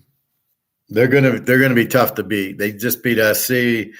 They beat UCLA at home. I'd be shocked. I'd be shocked if they get blown out here. Duke, Louisville, again, we got to check on Riley Leonard. This should be a close game. Should be a low-scoring game. Both teams have pretty good defenses. Duke's got a very strong defense. See, when you get a defense like Georgia, here's a Duke, here's a Utah, you almost just bet it under and off you go. But I don't know. Why am I saying over on the Utah-Oregon game? I think Utah's starting to score. I don't think they're going to stop Oregon. Maybe they beat them 24-0. I mean, it could happen. Utah is a very pissed team because of Cam Rising, because he can't. The doctor's fucking around with him. And so they are very pissed. They got Oregon at home. They can still make the playoffs even with their backup quarterback who's starting to play better. And so I think they're a pretty live dog here. Notre Dame Pitt, Notre Dame 20-44. normally I'd be all over this one, but because the Notre Dame's coach is so bad, and he struggled against Ohio State, and then he struggled really against USC offensively. They got a couple of picks that got him down to the 10-yard line, and then the fumble, the touchdown on the fumble. But this was a low-scoring game at half.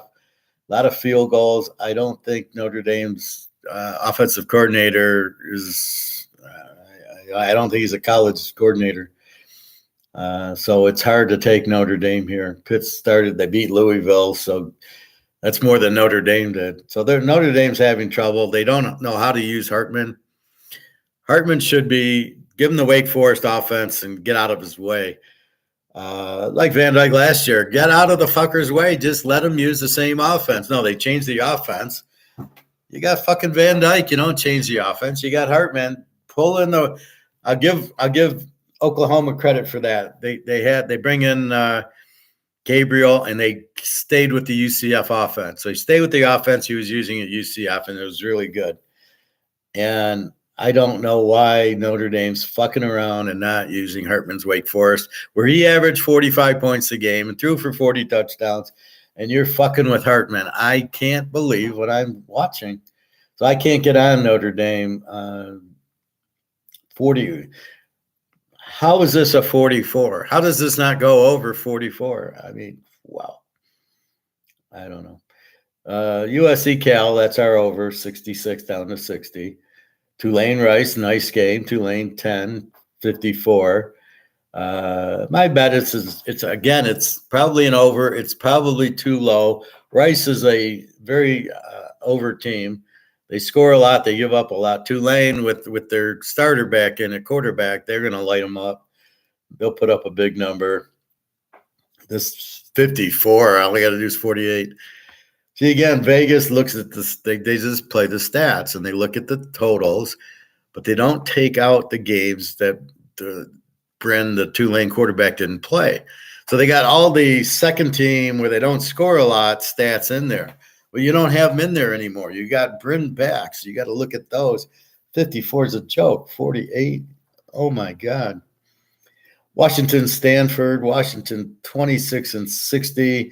Washington's the A team, obviously. Beat Oregon thanks to bad coaching by Oregon. Not punting, not kicking field goals. What the fuck is this guy doing? And then your Stanford's your Z team. The only win they got is against Prime, down 29-0. I still can't believe they come back from a 29-0 deficit. They're a Z team. They don't score. They probably scored 44. Then they go what? They play UCLA and they lose 42-7. I mean, that's the normal. Here, Stanford got to be embarrassed after last week's game, but it was flat after beating Oregon. They're fine anywhere. Look for them to kill Stanford, 26-20. Tennessee, Kentucky, probably a good under.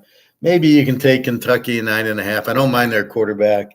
Tennessee, they look pretty good against Alabama, really, for times. They had the lead 13-0, but they couldn't. They get 7-0. They get the ball first and goal, kick a field goal. First and goal, kick a field goal. So instead of 21-0, it's 13. Alabama finally wakes up and wins 34-20 on a strip sack at the end to go from 27-20 to 34-20. Tennessee, so I don't know. Are you flat after Alabama? It's still Alabama. You get emotionally high for them. It's hard to, even if you win or lose, it's hard to then go to Kentucky and get up for Kentucky like you got up for Alabama. It's a whole different animal. So I think Kentucky, I think they can get the upset here. Not much of an upset at 3.5, but I think they can do that. Since defense is mostly emotional, I still, 51-52. I still think this is an under. You got a 20 defense, 24 defense, but I think Kentucky can win because Tennessee's got to be flat. You cannot play Alabama, Georgia, Michigan. Well, maybe not Michigan, Oklahoma. You get up for these games, and it's very hard to do that. Actually, yeah. So Oregon gets sky high for Washington. Let's walk through this.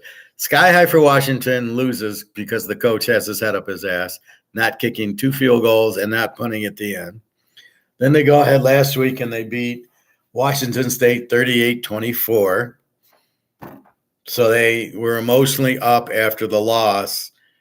And now can they do the 3rd week in a row at Utah? I like Utah. I'm taking Utah. Okay, so there's no way they can get up 3 weeks in a row. We get 12.5 with Utah. I'm fine with their backup quarterback. I'm fine. I'm loving their defense. There's no way. Oregon cannot get up 3 weeks in a row and go to Utah, who's fucking pissed off, and blow them out. So that means it's close. They're lucky to win. They're either going to win 2017 or they're going to lose 27-10. They're not going to blow them out. Especially Utah now we just beat USC and they beat UCLA. So Utah is not, they're a top 5 team. If Rising's playing, they're going to win the title. So with the backup, they're running more, they're calling plays. He's practicing the full time. He can't be that bad. He's no Rising, so let's not kid ourselves. But there you go. I think Utah's gold because of there's no way Oregon, you can't get up three weeks in a row. See how I go to Tennessee to Oregon? The Air Force beats the Navy, Colorado State. I think there's a problem. I checked the injuries, but I don't. It just says a couple of running backs are out, but I don't know if these are good running backs or they're shit running backs. I know Colorado State struggled last week with Vegas. They only scored 23 with the shitty Vegas defense. So I'm a little bit curious why they didn't score last week against Vegas. And if they didn't score against Vegas, they're not scoring against the Air Force. That I can guarantee you. So we'll have to see.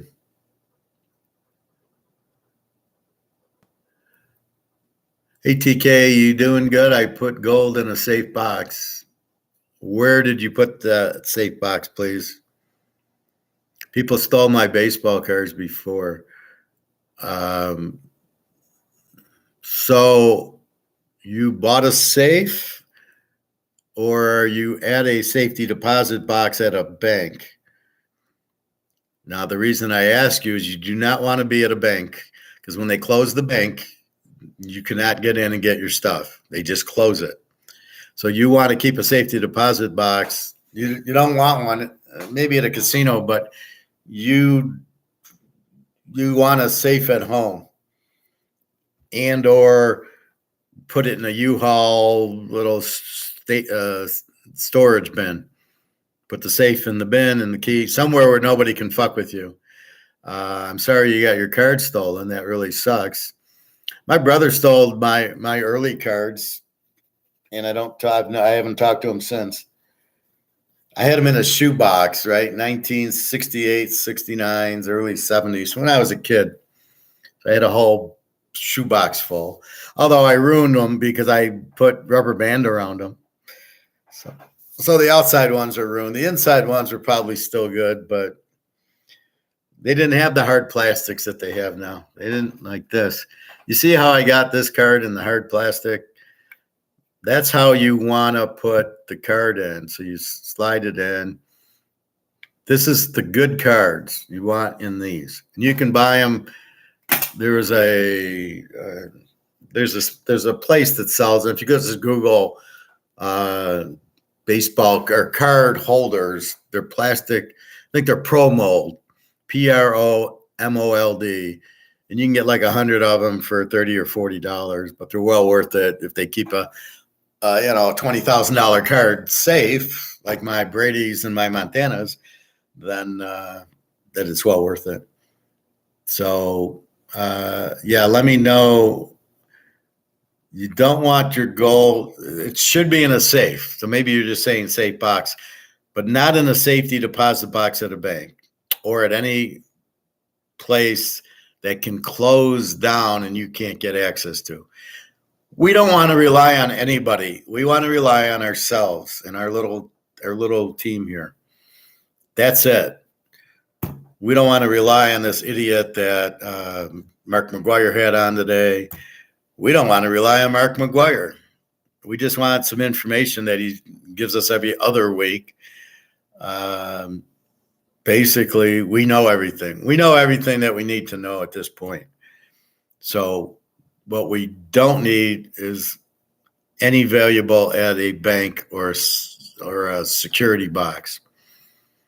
So unless maybe you're in Vegas and you have somebody and you can have a safety deposit box at Caesars and you'll be okay because they're not going anywhere. But outside of that, put a safe, hide the safe somewhere. That's a safe place that you can have access to. And, I got a safe. I got a key, I got a safe, and that's it. But yeah, it hurts. I mean, it's really difficult, especially if you had Manos or Willie Mays cards from the 60s or Bobby Orr or something from the 70s. Then it really stings. My ex-wife stole some cards. The divorce settlement was I get all the cards, she gets the house, and I get money. And she stole some of the cards. Like she didn't think I'd notice. My brother-in-law calls me out. I just saw your wife has your card. Oh, sue her. And I'm like, it's all right. I'm sure she doesn't know PSA 10s, but I got all the key cards. So I'm like, nah, she's a thief. That's why I divorced her in the first place. All right. Let's see.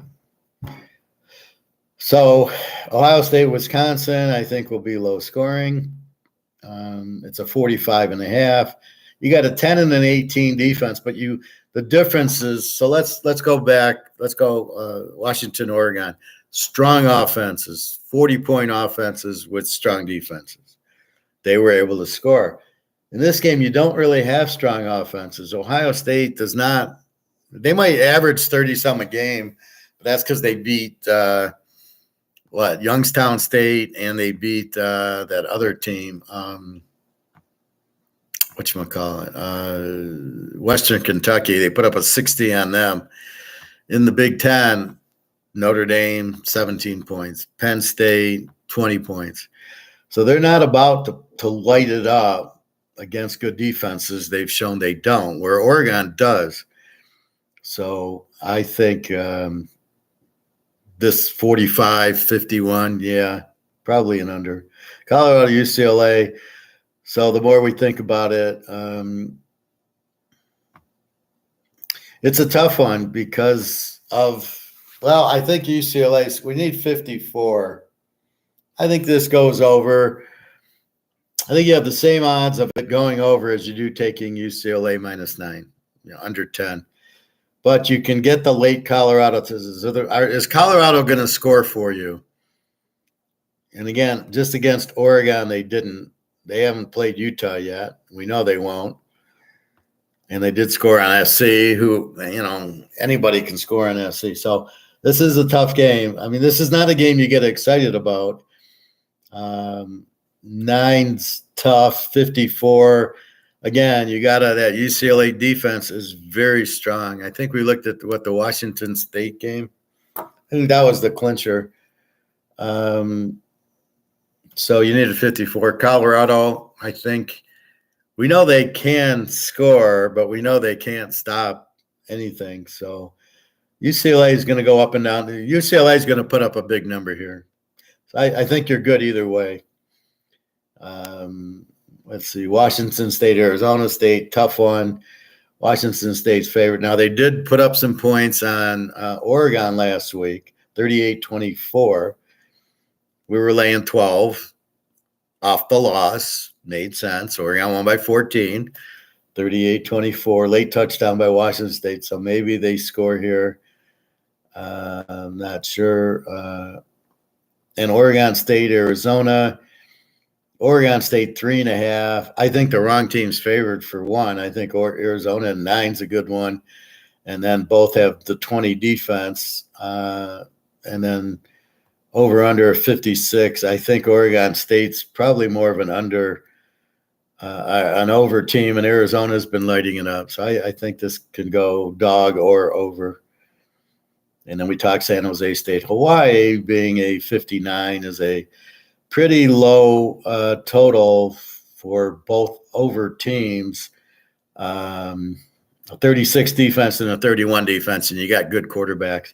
So I think this gets pretty high score. So those are your college lines. The injuries you got to look at is Riley Leonard, but he did play last week. We've got McCall out for Coastal Carolina. We got to check out the Colorado State running backs if they're any good. Like, is it their star that got hurt or their fourth stringer? The Texas quarterback is out, Ewing. So still hard to believe. I don't know that Manning hasn't played at all. So they're back up. We'll have to see who Texas plays. I think it's a lot of running and defense in this game. But I think over under a 50 without yours, as good as their defense is, this has got to be an under. BYU's got a pretty good defense. Van Dyke is playing. He didn't play last week, but he's listed as probable.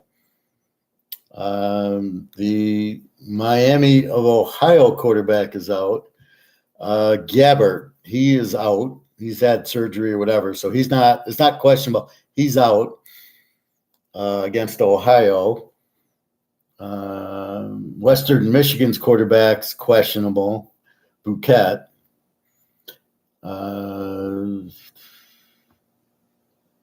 Otherwise, I think that's about it. So tonight, Florida Atlantic, Charlotte. Who really cares? Only the psychotic ones of us are going to be betting that game. You got to be kidding me. If I had to play it, I'd probably play it under because Charlotte won't do shit. Florida Atlantic, their quarterback's out, but their backup's not bad. So maybe a close, low-scoring one.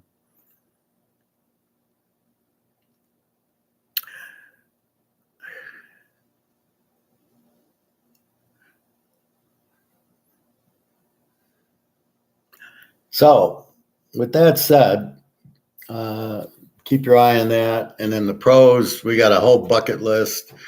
We'll talk a little bit about it now, and we'll talk more about it Sunday morning. I'm noticing some injuries that haven't been there are popping up. Like, what the fuck? So we're getting kind of misled on the injuries. Like Sunday, last week, all of a sudden I'm looking at Sunday and there's a couple guys that are on the injured list. I go, what the fuck? They weren't on it 2 days ago. Some of the Lions I noticed were not on the injured list when I did it like Thursday and Friday. And then on Sunday, they're on there. So we have Buffalo winning 24-18. Hit the under 43-49. Again, you had 2-17 defenses. So you would expect a lower scoring game with the defense. So if we look at New Orleans, Indy, we got New Orleans a 1, and we got a 27 defense in Indy and an 18 defense in New Orleans. We don't know which will benefit. Will Indy be able to score on New Orleans 18, or will New Orleans be able to score on Indy's 27? We got Kamara back. So is Indy really a low-scoring team? That was with Kamara missing 4 games. He's back. Olave Thomas is finally back. And Carr's getting more, it's going to take Carr 8 or 9 weeks to get used to his new toys, Olave, Thomas, and Kamara. So I would think they'd start scoring more. Again, it's Carr against Minshew. Jacksonville, Pitt. Jacksonville's been playing well. Lawrence against Pickett. They're both 21 defenses. We think of Pitt as a strong defensive team. How the hell they beat the Rams? I watched that, and Pickett looked a lot better than he has been, so let's give him credit. I think this is a tight game. I think Pitt is a home dog. Jacksonville 2 weeks in a row in London, and then what was it last week? There were a Thursday night game. Was it Thursday? Yeah, Thursday night game with New Orleans. And now you've got them at Pitt. So they won 31-24 against New Orleans, putting up 31. But they were a road dog there. Here they're a road favorite. Houston and Carolina, I mean, a battle of the craps. I mean, Houston's an under team with a 19, and Carolina's a Z with a 31. Carolina's defense sucks. Stroud should have a big day against this defense. Young's terrible. I don't know what he's doing in the league.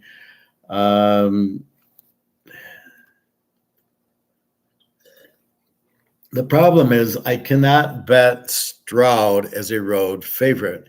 There are certain things you can't do. It's very difficult to bet road favorites. You can maybe take them as a home favorite or as a dog. Like if Carolina was a 3-point, I could be all over Houston at 9. I cannot be on Carolina at 9. They're such a bad team. Over under, I have no fucking idea because Houston doesn't score and has a 19 defense. Carolina sucks, so they play a lot of low-scoring games, but they give up a lot of points to the better teams. This is a no-play game. Philly, Washington, we like the Madoffs from Philadelphia. They're going to cheat on the fourth down play, and we'll benefit from it. So I like Philly. All they got to do is win by 1, which we ran into last week. All Buffalo had to do was win by 1. All Frisco had to do was win by – they didn't have to win by anything. So I have no fucking idea. I think Philly's good. That's your free pick.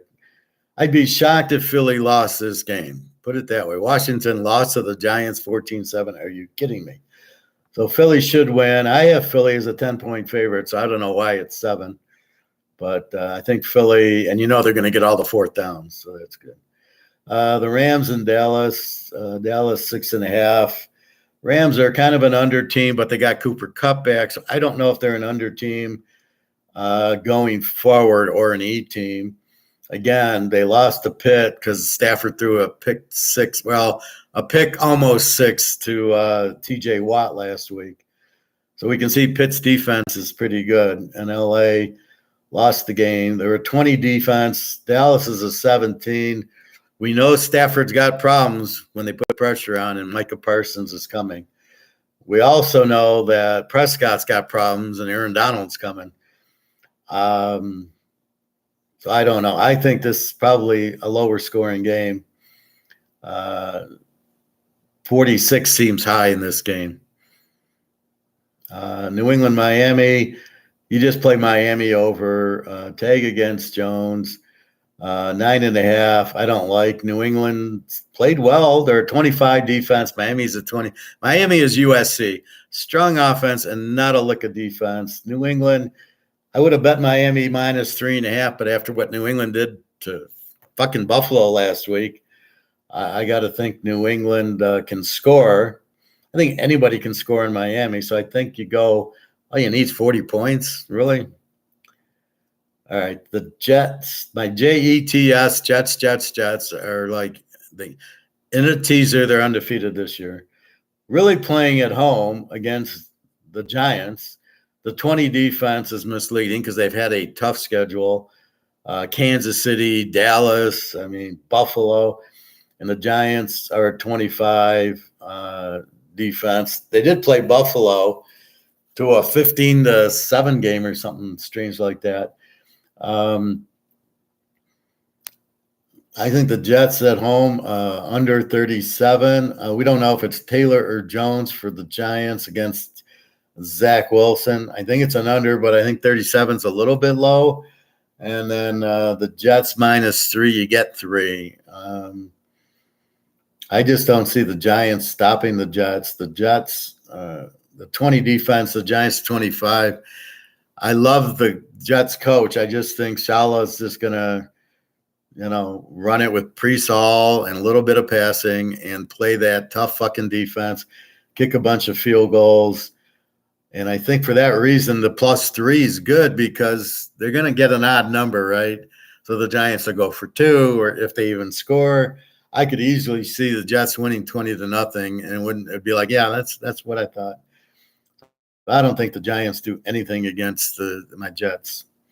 Atlanta, Tennessee. Why is Atlanta favored? Is Tannehill's questionable, so we got to wait till Sunday to see if he's playing against Riddler, who really sucks. A 20 defense, Tennessee, a 19 defense, Atlanta. These are two unders and unders. The problem is the over-under on this game is 30-6. It's to the point. It's just too low. I mean, Jesus, 40, but 36. So I don't know what you do with this game. I guess if Tannehill's out, I can maybe go under 42. Maybe that's why it's 36, is they're anticipating Tannehill being out. So and then Willis being in, and if Willis is in, forget about it. But if Tannehill plays, I think Tennessee's a live dog at 8.5. Atlanta's not a strong favorite. They're not at all. Riddler's okay. They want to run the ball. Tennessee at home is a home dog. I think that's the best play on the board. If Tannehill plays, is to take Tennessee in 8.5. I think that's very good.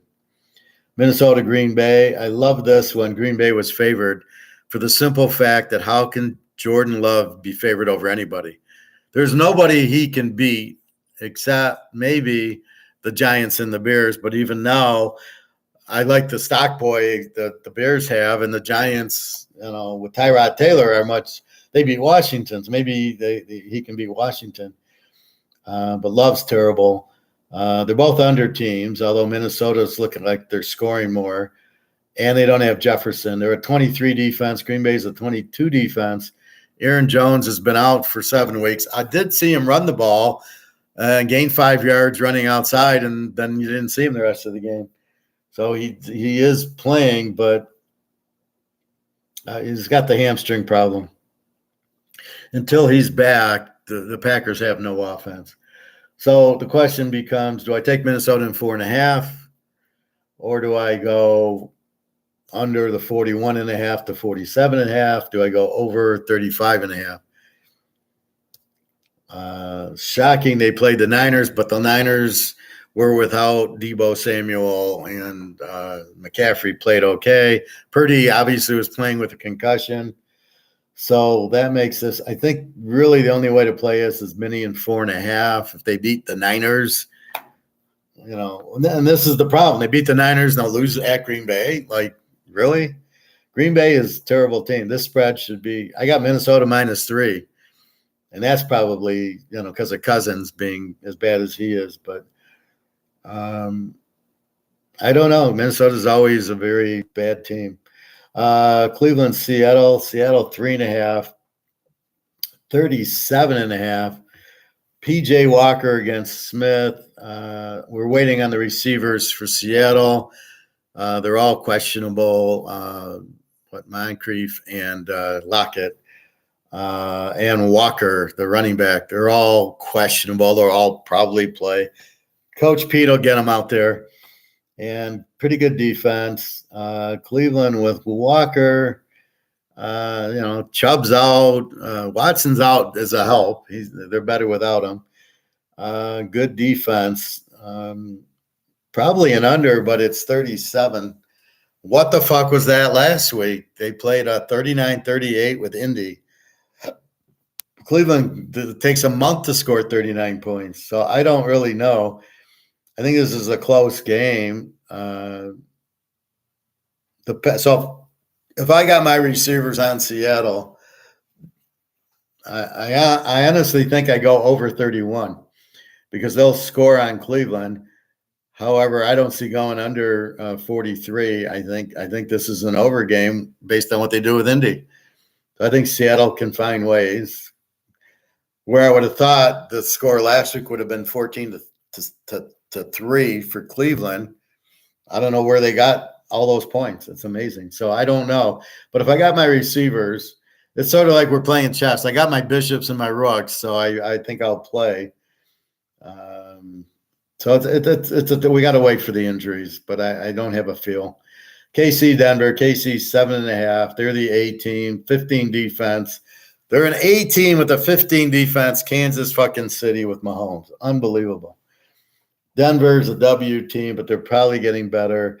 They give up 27 a game. I think Kansas City -1.5 is a winner here.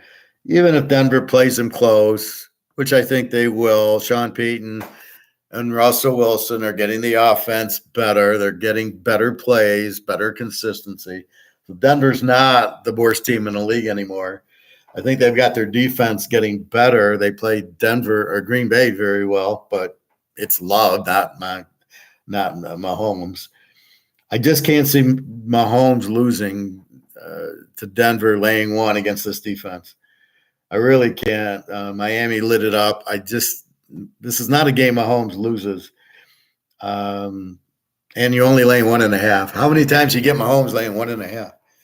So I think you go Kansas City. I think this could be an under game because of KC's defense and Denver's defense playing better. Can you take Denver in 13?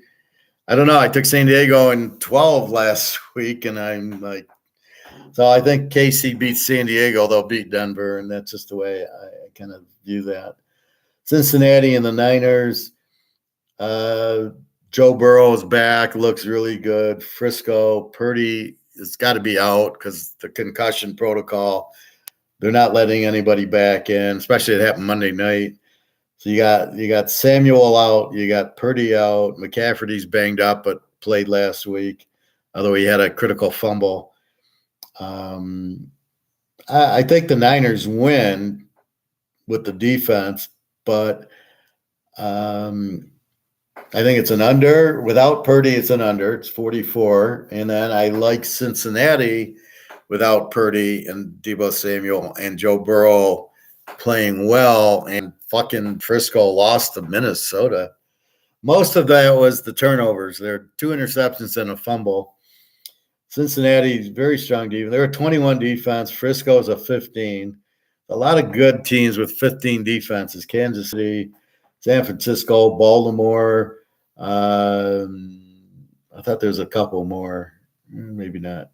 No. Okay, so those 3 are your real top defenses.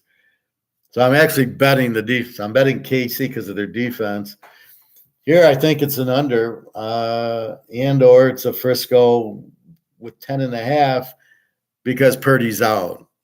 But it's just really betting on Joe Burrow. Baltimore, Arizona. Baltimore 9.5, 44. The A-team, Arizona W. Lamar against Dobbs.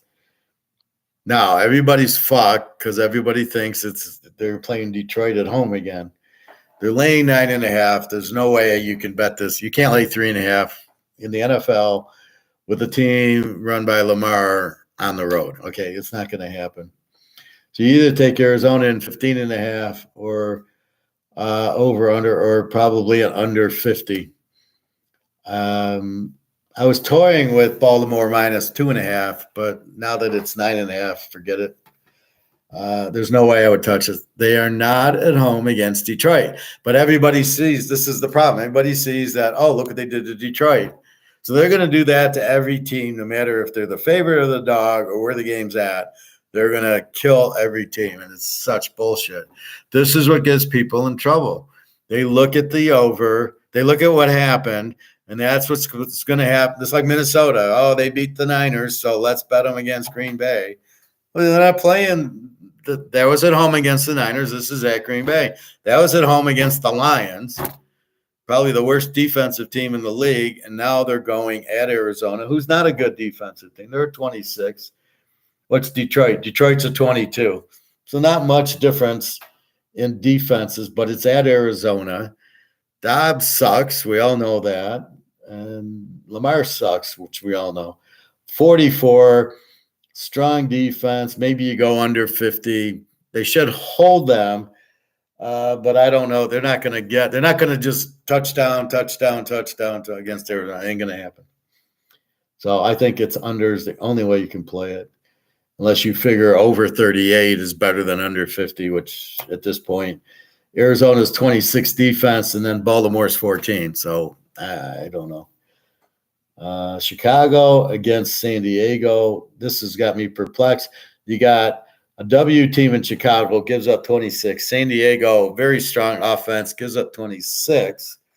So you got 2 terrible defenses. You got the grocery clerk against Herbert. The grocery clerk looked pretty good against Oakland, who sucks anyway. San Diego with the terrible defense. We got 8.5 and 46. Do we go 2.5? We can't trust the grocery clerk yet. And then 46, do we go over 40? I would say this is an over 40. At first, I wouldn't have. But after watching the game of the grocery clerk against Oakland, he looked pretty good. He did things Fields could only dream of doing, like rolling out and hitting the guy at the sidelines, like finding the receiver and throwing it to him, and he caught it. Stuff Fields can't do. So I think they can score. San Diego, we know, scores, and we know has no defense. We know they're going to go for it on 4th down at their own 5. So I think over is probably the play. Maybe you want to take 2.5. Good luck betting on San Diego, taking the favorite in the game. And last but not least, our beloved Raiders against our beloved Lions. Down to 7.5. We got Garoppolo playing against Goff. We got a 23 defense, Oakland against a 22 Detroit, who just lost to a grocery clerk. Oakland's terrible. Crosby's not listed, so I assume he's playing. Over under a 45. I had it circled for under, but now Garoppolo is playing, so it's probably still an under. I have no intention of playing a lot. The Lions look like against weak quarterbacks, they play well. Love and Young and Riddler, they look good against Lamar and even against Mahomes the first week, and against Geno Smith, they look like shit. So what do we got here? Well, we got Garoppolo, who's not good. But I think Detroit does win. I don't think it matters off the loss. I like how Detroit's trying to poo-poo it like, wow, it's just one game. No, it's 2 games. You lost to Seattle badly, and you lost to Baltimore badly. 2 teams without great quarterbacks lit you up. Oh, it's just a one-off. It's a one. We just played badly. Bullshit. You played the same way against Tampa as you did against Baltimore. The difference is you didn't have Mayfield, and you didn't have Josh Love, and you didn't have Young, and you didn't have these and Riddler. So you didn't have these terrible quarterbacks. Bobby Bo.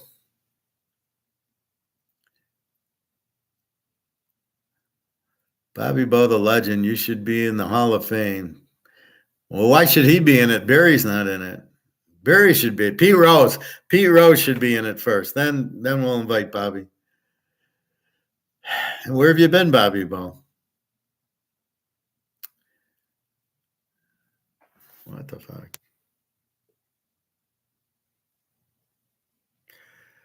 Is he really a grocery clerk? Yeah, the Bears quarterback. Yeah, he's working at the Kroger's. He was packing stock, and they got him. I don't know. I don't know who. I never heard of him. I never heard of him in college. So I don't know who he is.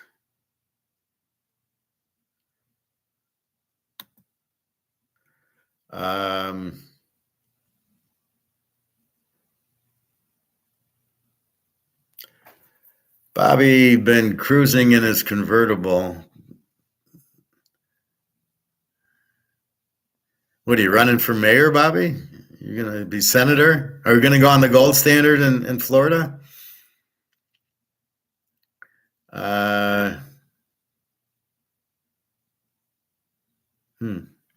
Anyway,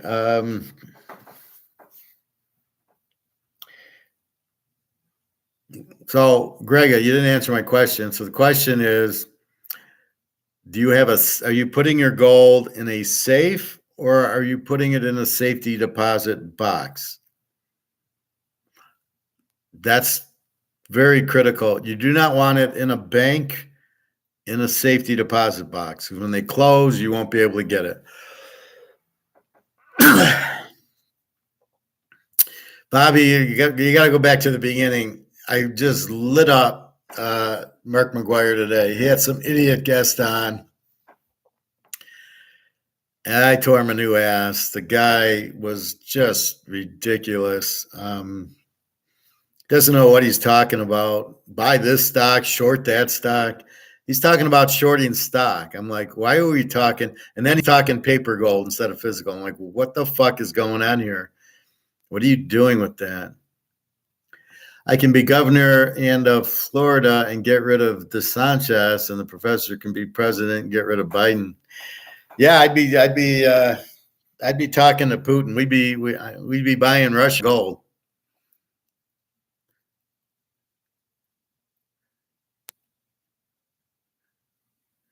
Yeah, I killed him. Check out the first 10 minutes of class. I just, it was like, what the fuck are you talking about paper gold for? The guest is like you got to subscribe to him to get his stock tips. And I says, what the fuck is that got to do with you, Merck? Why are you bringing a guy that you have to subscribe to get his stock picks, and you're putting it on your channel? So we now have to buy this guy's subscription to get his thing. What the fuck is that? That's not what you do. That's not how you have a guest. So I was just lighting him up, and he's talking paper gold and like, what the fuck? Where do you find? I said, where do you find these losers or these idiots? I was polite. No, Mark McGuire, the economist. Well, he's a banker and a whistleblower. Like, he's so proud of that. Yeah, but I lit him up in the comments. You'll see it.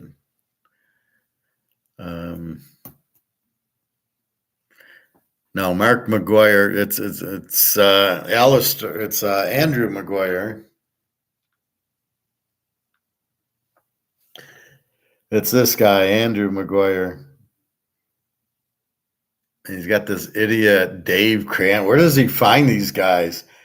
It's such poison. Who wants to even? I don't want anything to do with Dave Kranzler. There's my comments, Bobby.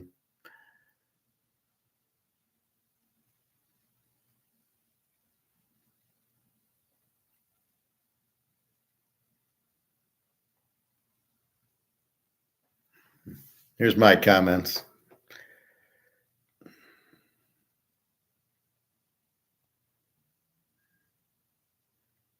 I got you in there with the shake my head.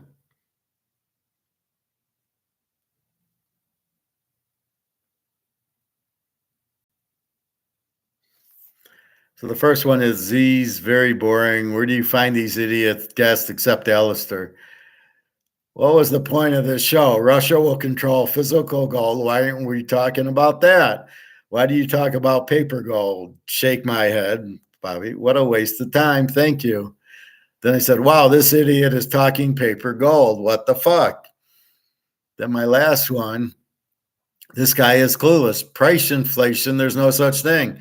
How many times do I tell you inflation is printing this to zero? That's inflation. You're inflating the supply of money. So inflation is things growing.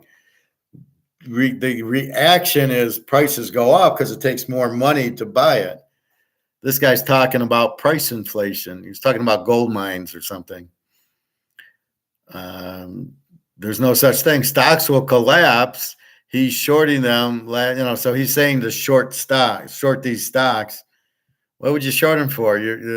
First of all, the dollar's going to zero. So even if you do short the stock, it's going to be like, but there's not going to be money to pay you.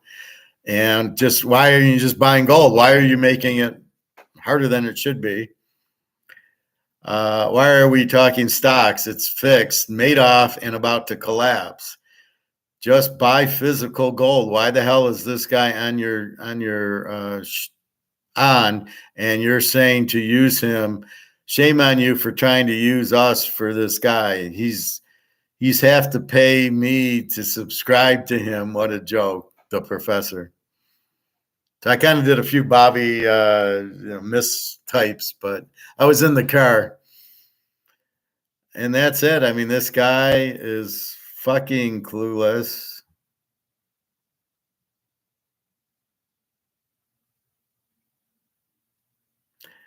And, don't watch him. Don't listen to him. He doesn't understand. I hate when they start bringing in 2008. Well, it's the same thing as 2008. It did this and it did that, and it's paper gold. We don't give a fuck about derivatives. What part of that are you not understanding? Why are you bringing a guest on who doesn't understand physical gold and paper gold? Why are you going there? That's what frustrates us. We know it's all physical gold. We know the Russians are coming out with a gold-backed currency. What the fuck are you bringing up this guy who's paper gold? What are you doing? Why are you bringing it up? Are you trying to scam everybody? Like, I can't figure out why this idiot brings these idiots on. It just blows my mind. Anyway, so no, it's not Mark McGuire, the player. So, and, it's an hour show of nothing. I says, thanks for wasting my time. Again, I tell him, why do you bring guests on? And he brings on guests. Like, okay. Anyway, so the free play, USC over with the Philadelphia Eagles -1. The Philadelphia Madoffs, minus the 1. I have 8 locks going, maybe 7 or 8. I've lost track. This is a huge, huge weekend. A lot of the spreads are like way off base. A lot of totals are wrong, and a lot like here. I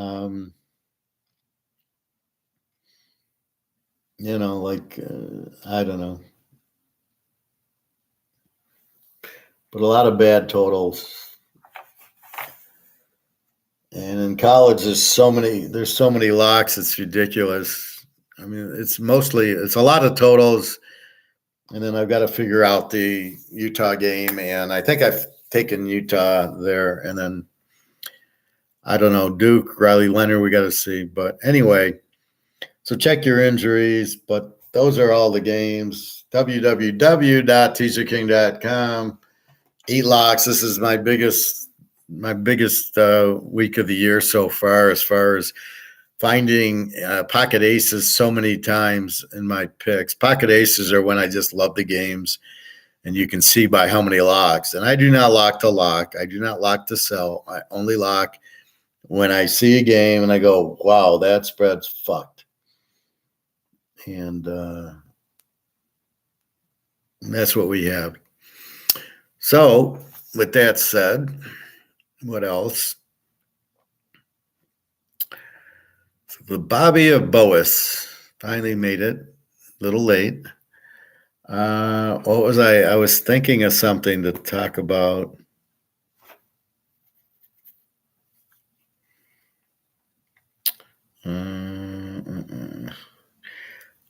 So Daria is working on what type of gold we can sell in Russia, which is important, and then trying to buy the ruble backed by gold, which is critical as the U.S. dollar crumbles to zero.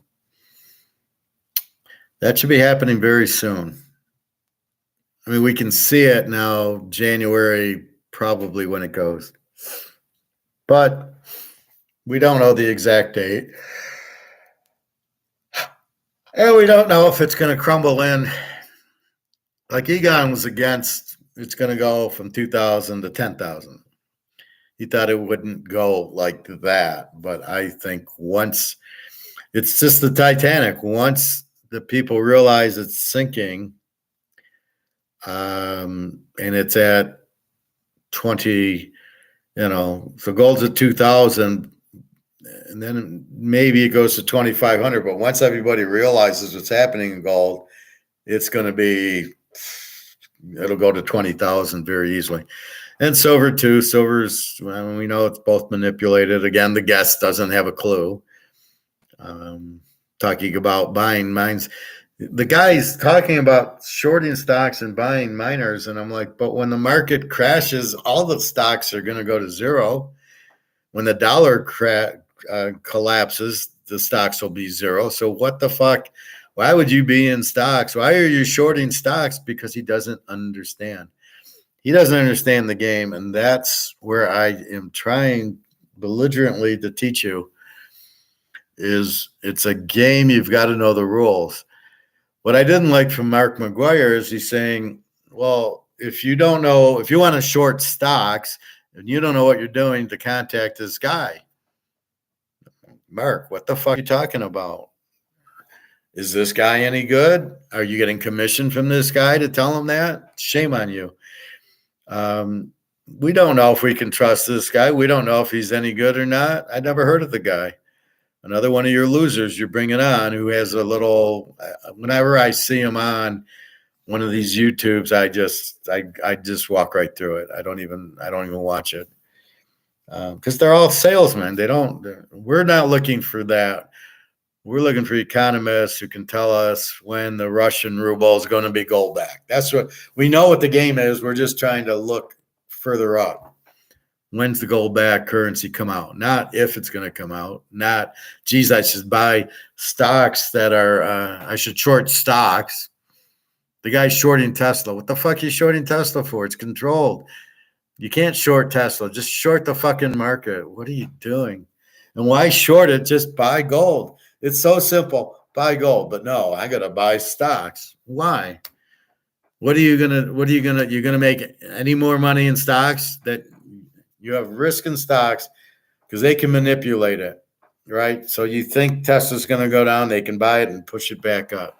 They can't do that with gold once it gets to physical. You have no risk. And he keeps talking about 2008. Look what happened with gold. It's paper gold. We don't care about paper gold.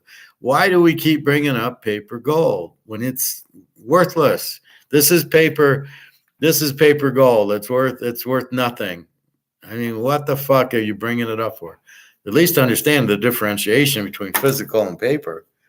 And we should be talking physical, not paper. So what the fuck are you doing? So that's what Egon, at least he doesn't bring that shit up. Anyway, anything else on football, let me know. So I'll be on tomorrow, 10 o'clock. Because of the noon kickoffs, we'll quickly run through the lines and we'll see. And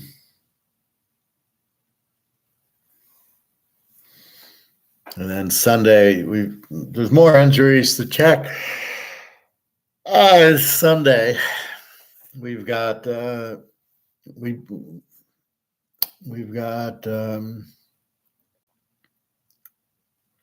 so we got the Giants. It's either Taylor or Jones. We get Tannehill questionable for Tennessee. We believe P.J. Walker's the quarterback for Cleveland, not Watson. We believe Purdy's out with the concussion protocol, so it'll be Darnold.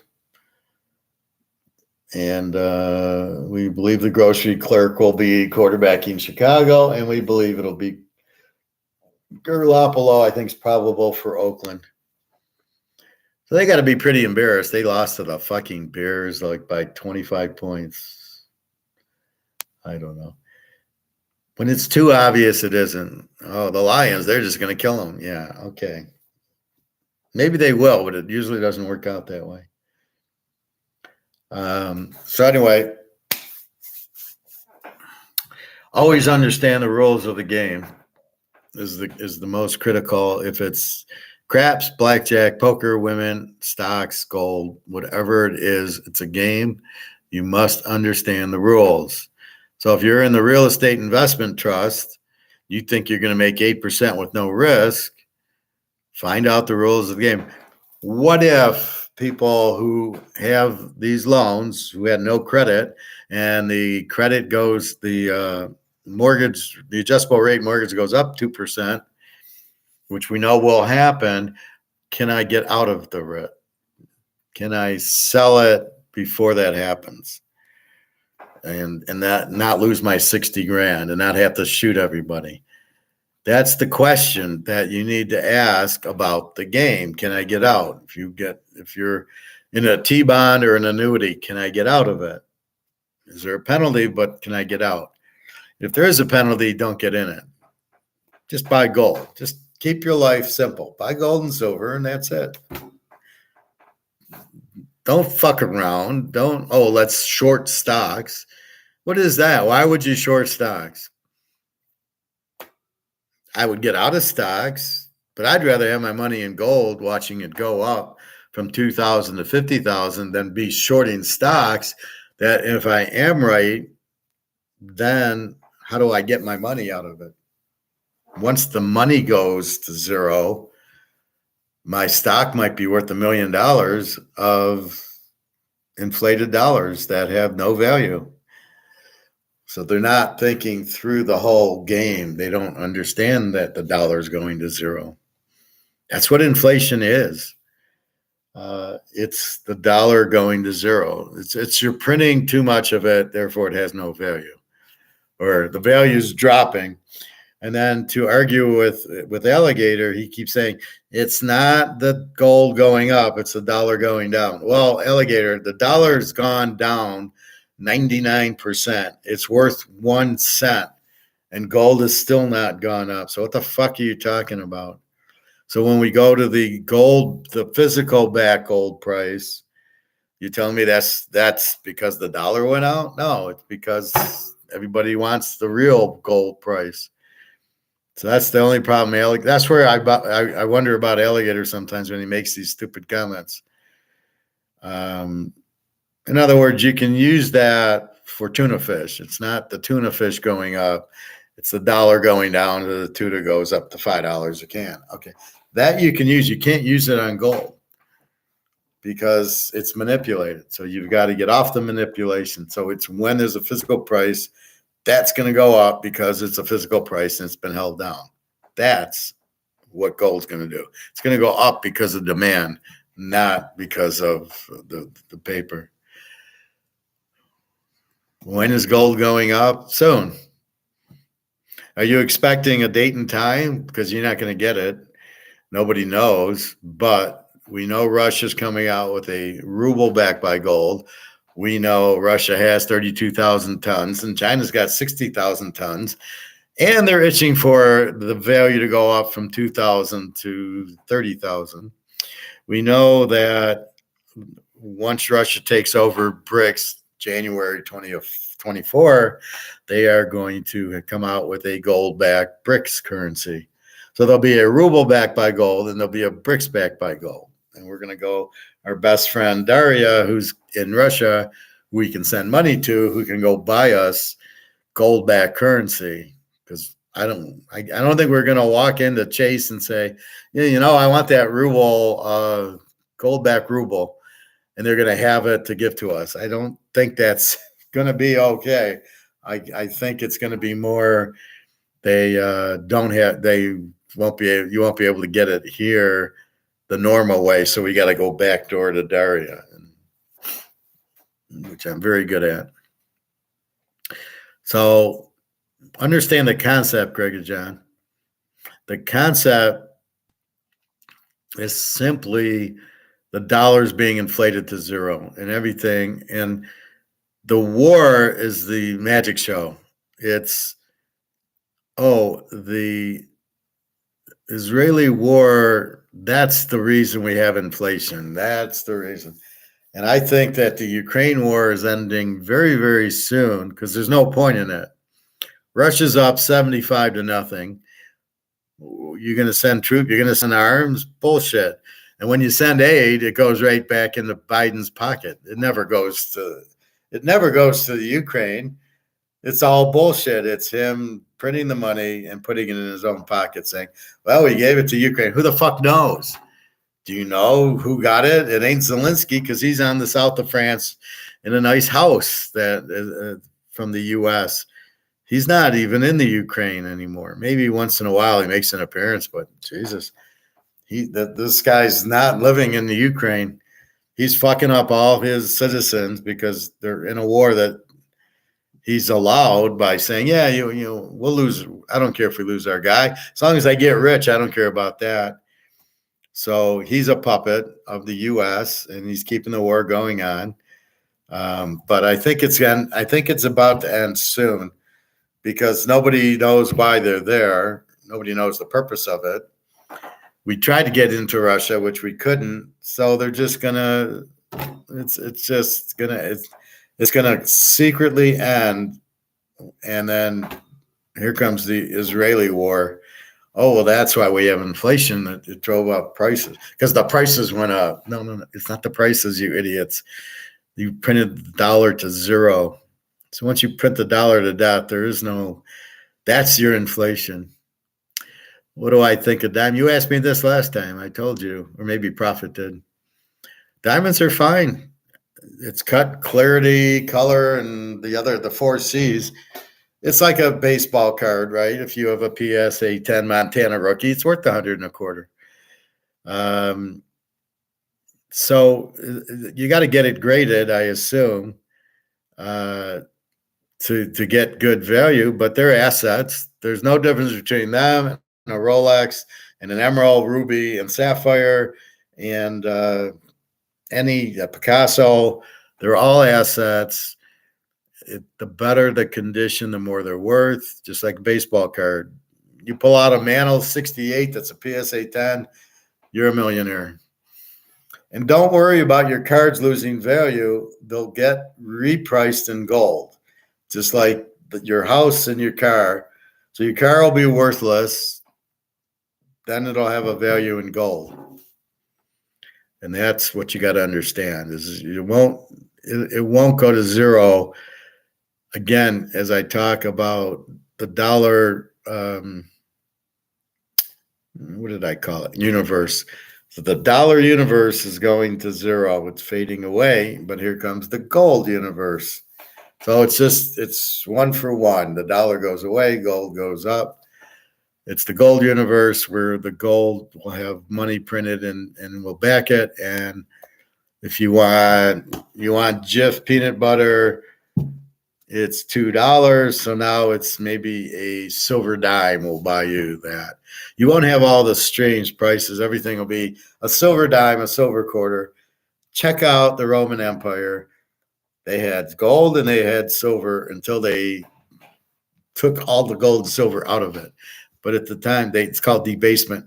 So at the time, how did their market work? Well, you gave them gold or you gave them silver for food and clothes and whatever else. Bobby Bo, Grega, it's the other Mark McGuire. Just don't get dimes like the guy did at the coin store the other day.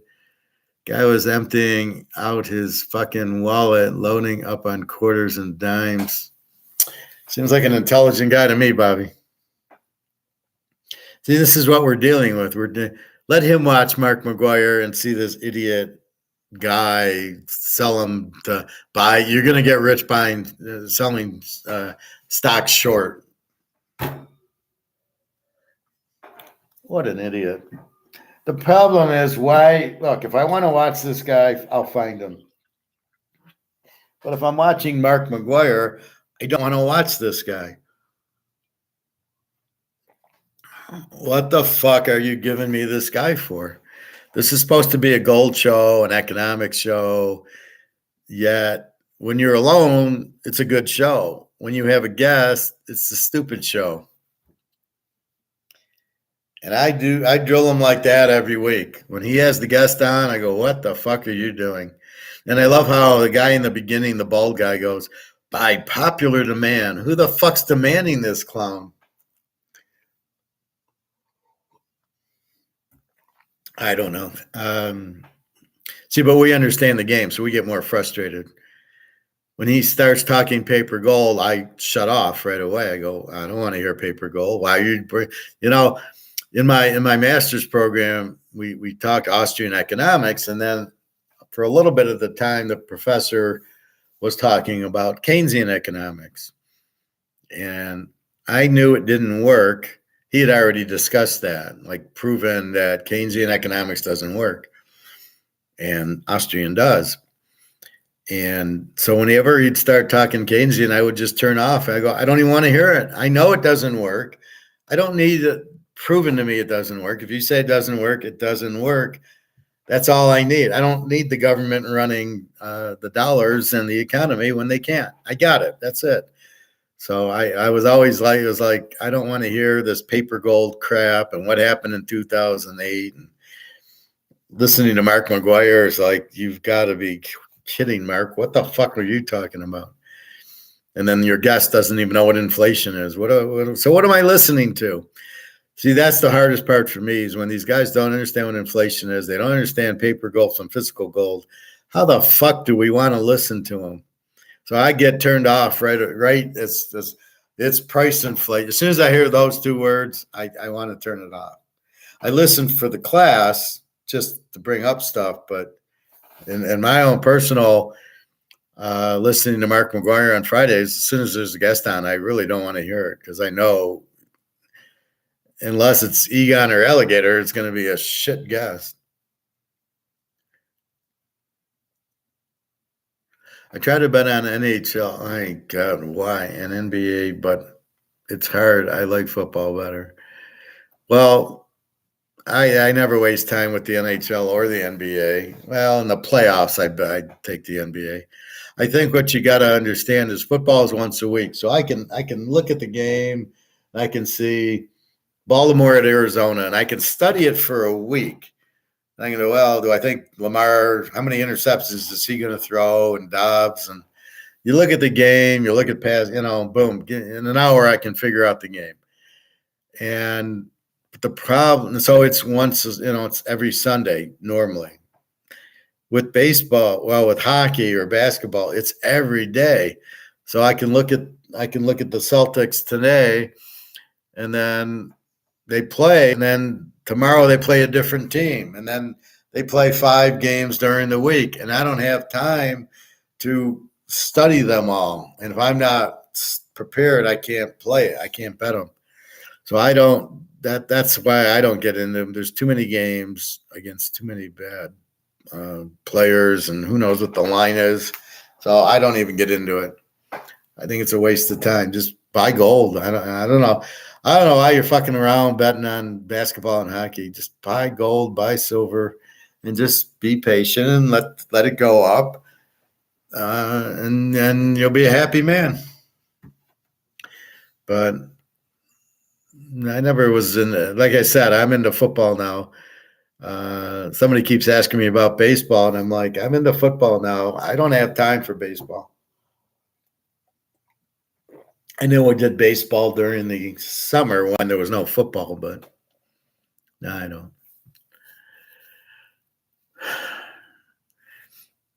You should have went up to the guy, Bobby, and just laughed at him. Say, "Oh, I got change. I can sell you my change." The only thing that might be worth something is the copper pennies because the copper price is going up. But I'm certainly not going to buy rolls of copper pennies. Whatever I have is fine. Thank you, Bobby. I try to be try to look at every angle and be smart and be open-minded. So I think that's the key to life is just to be open-minded and figure things out, and then everything makes more sense.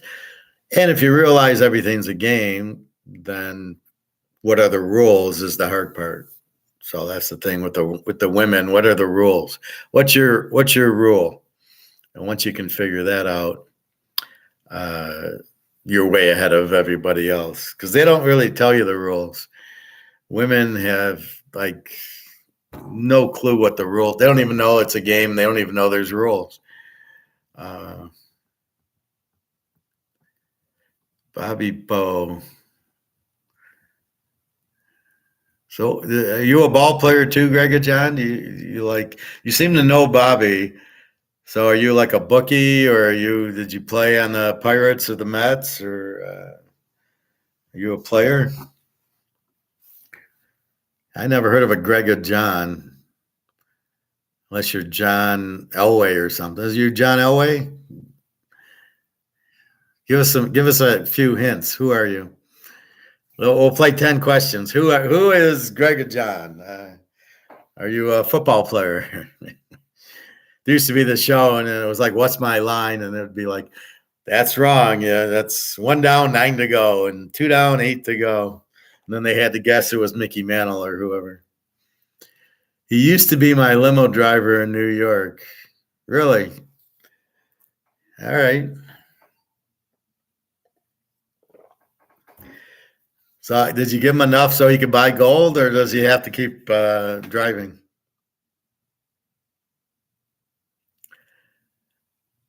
You used to watch the limo when he played? Okay.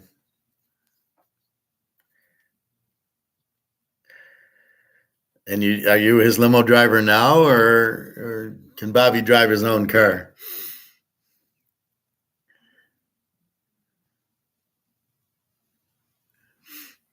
Interesting. See, we meet. Where's Luke? Luke hasn't been on in a while.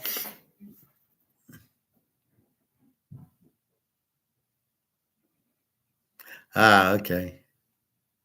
Yes, I've been to Russia. I've been to the Ukraine several times, Russia once. I've been to Moscow, and I'm waiting to meet Daria and St. Pete.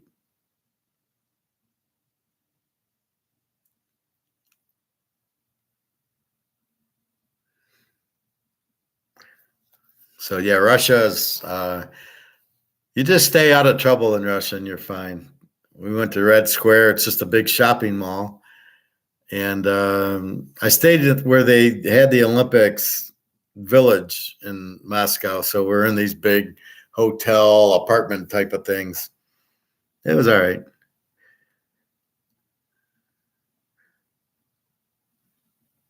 I would if you bought gold. Greg and John, buy silver. Then you got to get out of the dollar universe. I keep having trouble with that word universe. Let me write it down.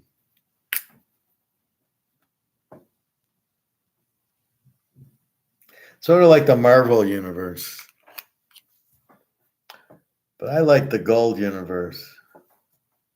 And then these guys keep using the Titanic thing, although they don't know it. They just say, well, it's like the Titanic going down and the band's still playing. They don't get that all the papers, the Titanic, and that the gold boat's waiting over there. Although that Bill Haller did steal my stuff and didn't give me credit for it. So he's a motherfucker, and I'll have to send the KGB after him. He'll wonder why he wakes up with a horse's head in his bed.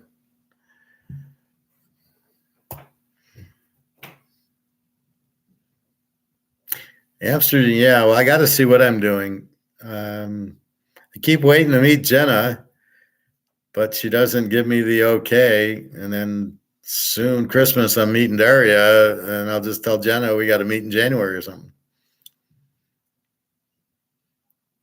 But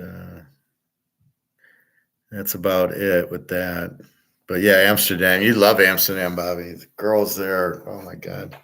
Nothing like Russian girls and German girls. And just the hot European girls. Oh my God. Just it's like, how come they don't have these in America? where are these girls in America? We got all these other types.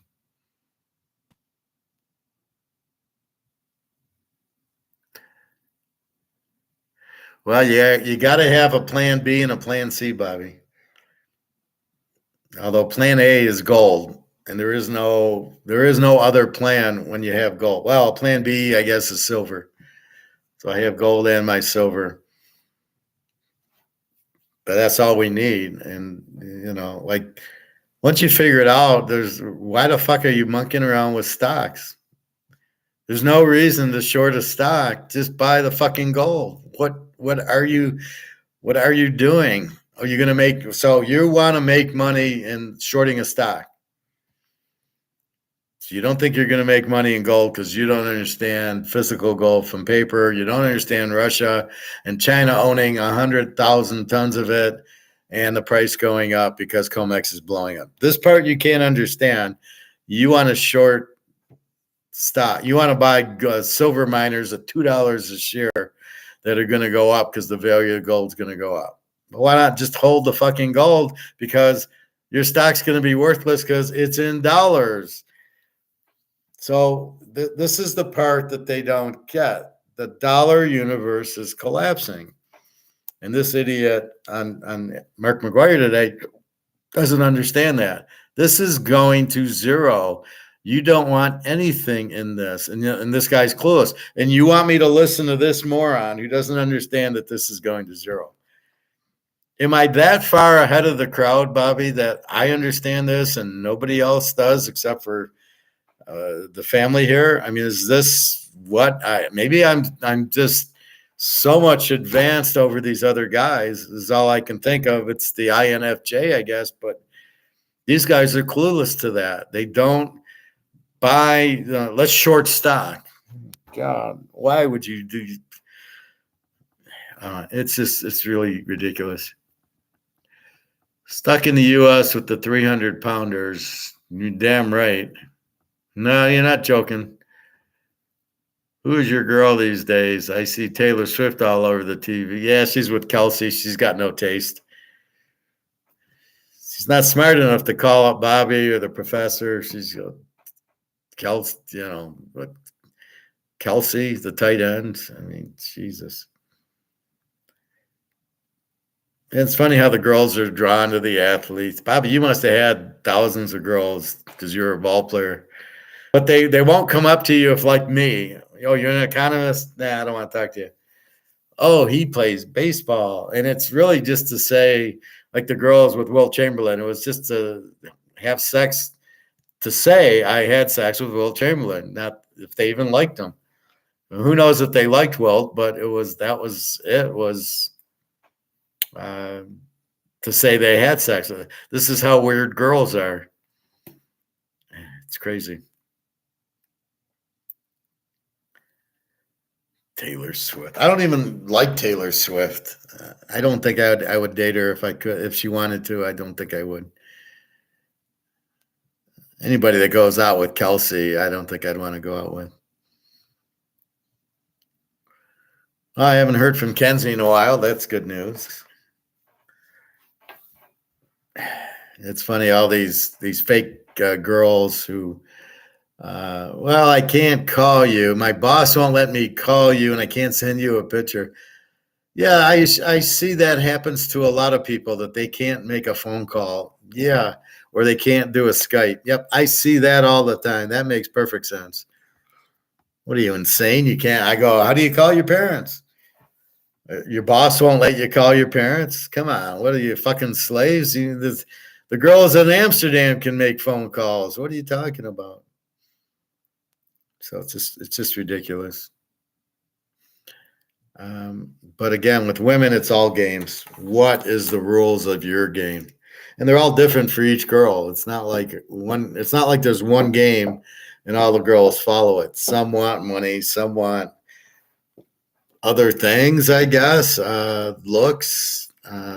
It's just weird. It's like, what is your game? What are you playing? Which game are you playing? Bobby Bo. But that's how you have to think about everything. What's the angle? What's the game? Like I said, craps, poker, girls, football, gold. It's all the same. There's a game going on. You got to understand the rules. And when these brokers, what pisses me off about Wall Street is they're trying to scam you. Anybody selling you stock is only in it for them to make commission, not for you to make money. So why would you pay attention to any of these idiots? Then I see this idiot on Mark McGuire today, and I'm like, why would I call him up? So I should, like, Mark's trying to say, well, you should know if you're going to short stock. I'm assuming you're all idiots that you even know what shorting stock means. For all of those who want to short stock, you should call this Joe Blow guy up and subscribe to his thing. And by the way, I get 20% of all the subscribers that you come on, which is why you're on the show, is to get your subscriptions up. That's why you're on my show. It's so fucking stupid. So if you want to get scammed by this guy, fine. And all he wants is your subscription and your commission. And he'll put you in these penny silver stocks. But when silver goes up, the stock will go way up. You'll get rich if you buy these. It's all Madoff, right? There's no difference between what this guy's trying to do on Mark McGuire and Madoff. You'll get rich if you buy these stocks, but you got to pay me to tell you what stocks they are. Do you got to pay me to understand to buy gold and silver and to get out of the stock market? Do you got to pay me for that? If you're really trying to help people and be a professional, you don't charge. Only scammers charge. Now, my football picks are different. That's a whole different animal, but that's sort of like you're doing it on the side to make some money. You're going to pay for it. But I'm telling you, the way out is gold. That's your freedom ticket. 100% no risk. So you can do what you want with that, but I'm not going to charge you for that for economic advice. I saw some video and it said classical economics, Keynesian, and Austrian. And I'm like, there's only two. There's Austrian and there's Keynesian. There's no third economics. I got to find it in my notes, but it was very clear. There's two types of economics. Austrian, which is sometimes called classical, and Keynesian, which is, we know it's communism. We know it doesn't work. So why now how is there now three where they broke classical and Austrian apart when they're the same thing? Sometimes they're called classical, sometimes they're called. I'm an Austrian economist. I'm Adam Smith, so I don't care what the fuck you want to call it. Free markets, and you're in charge as the individual, not the government. So that'd be the bottom line. Anyway, so good luck on your football. Check your injuries. In the pros, we know there's a few. We got to, Brock Purdy probably can't play because of the concussion protocol. See, but as soon as I saw that, I immediately bet the game as soon as I saw it. I was hoping to still get a 6, but I couldn't. Any update on metals? I haven't even looked. I mean, nothing that I've seen. I'll have to check more. I'd get back to you tomorrow, but let's see what gold is doing today.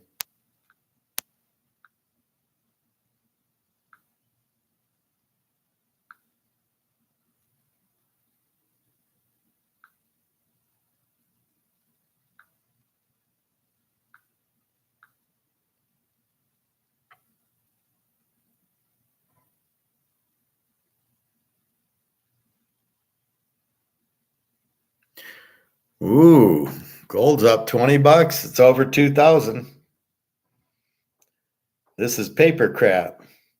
And then here's silver.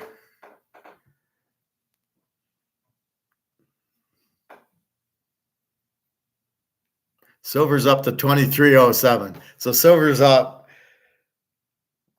So let's check if BRICS made an announcement that they're backing their dollar by gold, which happened at 2 o'clock. It went from 1979 to 2007. We're making money, Bobby.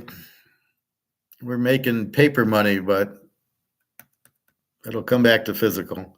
Put it this way, if the paper's up, the physical is up. The physical is probably at 15, 16,000, I would guess.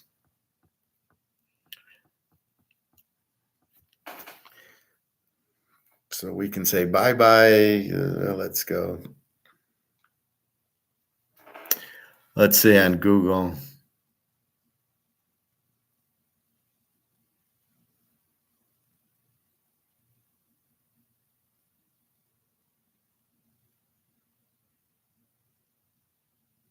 Colorado at UCLA. Who has the edge? Defense always has the edge.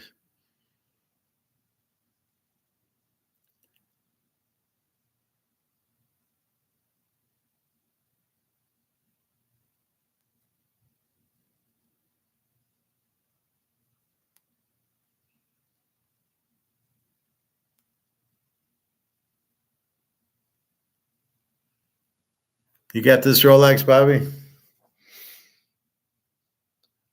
I don't know what it is. I'm not big into Rolex only, but it is an asset. Players the Browns should go after before the trade deadline. Yeah, whatever. Chiefs Mahomes plans to work with Travis Kelce to one-up Brittany and Taylor Swift. Who's Brittany? Who's Taylor Swift?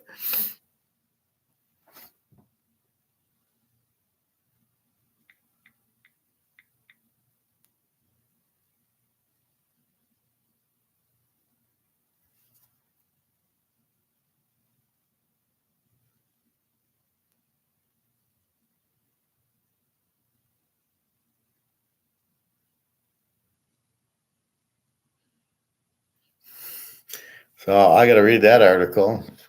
The gold-backed BRICS currency and the danger to the fiat dollar as it blows up. Will BRICS have a gold back? I don't have to read that, of course. Why is BRICS currency backed by gold? These people are so stupid. Will BRICS replace the dollar? Of course.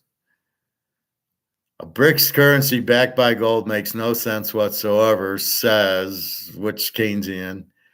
A BRICS currency backed by gold makes no sense whatsoever, says one market guru.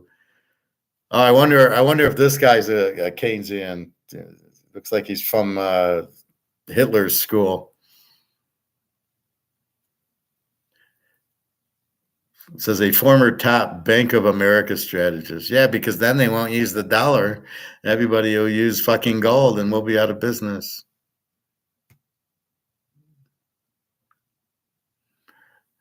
See, we already know the answer before the question, right?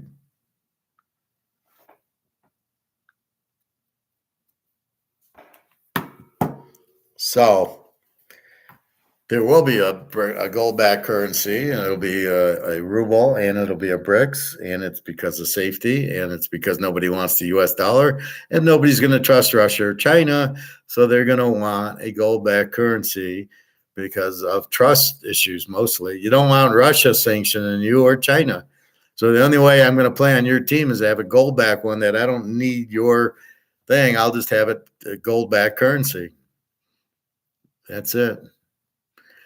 I'm surprised Luke hasn't been arrested in class asking about it. No, not yet. I met him in the airport, so it's hard to arrest him. Are gold medals, like in the Olympics, worth anything? Yeah, an ounce of gold's an ounce of gold. If you have something that's gold, it's worth something. Like this. This is an ounce of gold. It's a chain. Coins are an ounce of gold. The Olympic medals would have a double value. They'd have the value of that it's a gold medal in the Olympics, and they're very limited. And if it's really pure gold, then it would have another thing. Probably before they were pure gold. Now they're probably gold plated. If I know these idiots. But yeah, that's what are they going to do in the Olympics? They won't be able to give gold medals out anymore. It'll be too. What do you mean it's 50,000 an ounce? And we got all these events, so they'll come out with a paper gold medal. Oh God. Britney Spears probably. What? Britney Spears? Who's that? I see Taylor's.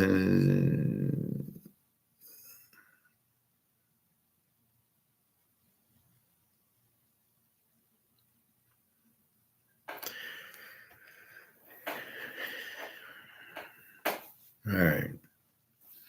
So yeah, anything that's an ounce of gold that you can prove is an ounce of gold is worth what an ounce of gold's worth, which we just saw is $2,000 on COMEX, which is a paper price. The physical price is at least 10 times higher. It's at least 20,000. However, getting it out into the open that it's the paper price and the physical price, people who own paper don't want to admit to it. The problem is if you own paper, if you own this $5 euro, well, I own it. I don't want to give it up. And if gold comes out, this is worth nothing. So I don't want to lose this money. instead of realizing, well, wait, I can buy gold with this money or part of it. That's the competition right now. It's people with paper, who all the corrupt politicians and JP Morgan who are printing it and they're putting it in their pocket. All those people don't want the value to go to zero, but they don't realize it's already at zero. There's nothing they can do because you keep printing and your debt's huge and you keep printing money to pay the debt. There's nothing you can do. It's all over. Like I say, me and Bobby has seen the iceberg hit the Titanic. We went right to the lifeboat. We didn't fuck around. We see it hit. We look at each other. We get our gold and silver. We go to the lifeboat. Yeah, we're ready to go. You can lower us down right now. We don't want to wait till the panic sets in and we might not be able to get out. We want to go down in the lifeboat now. Britney Spears looked better in her prime than Taylor Swift, that's for sure.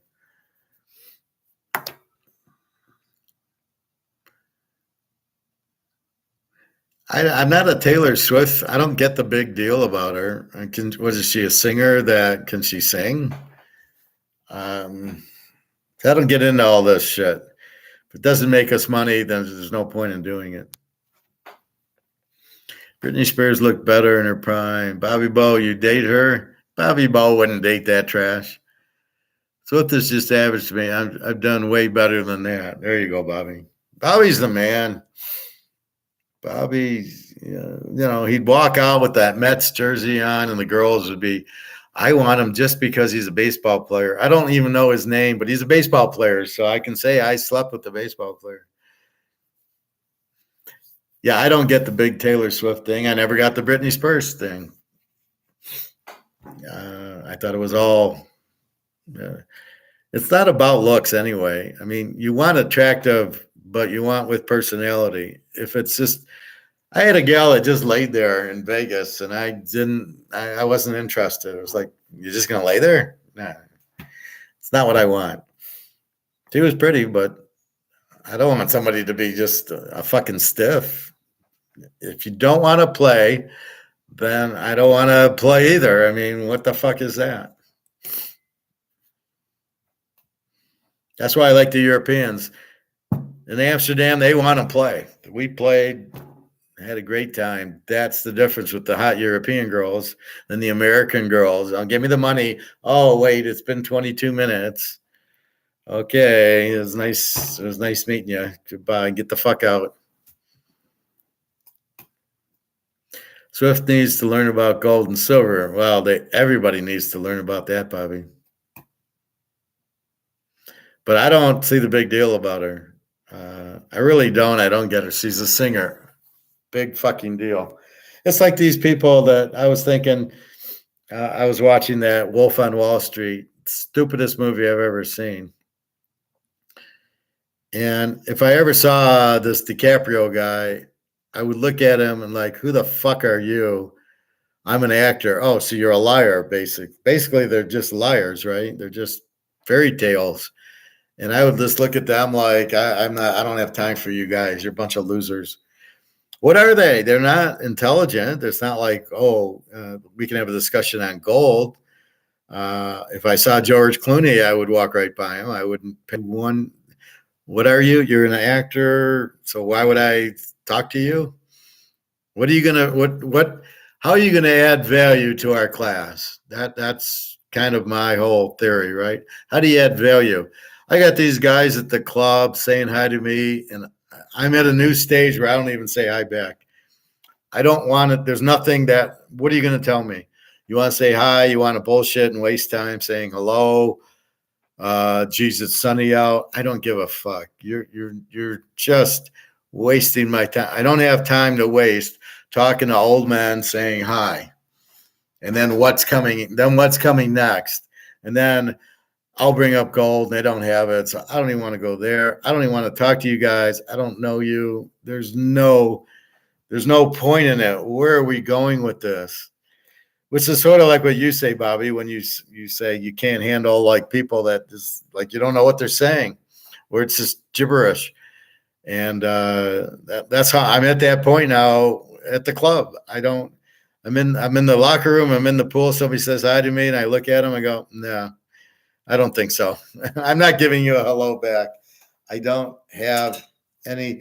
I think I told you. So we're sitting in the hot tub 8 months ago, and this guy told me he's getting married, and I said, why? And he got mad at me for asking, and I'm like, why are you getting married?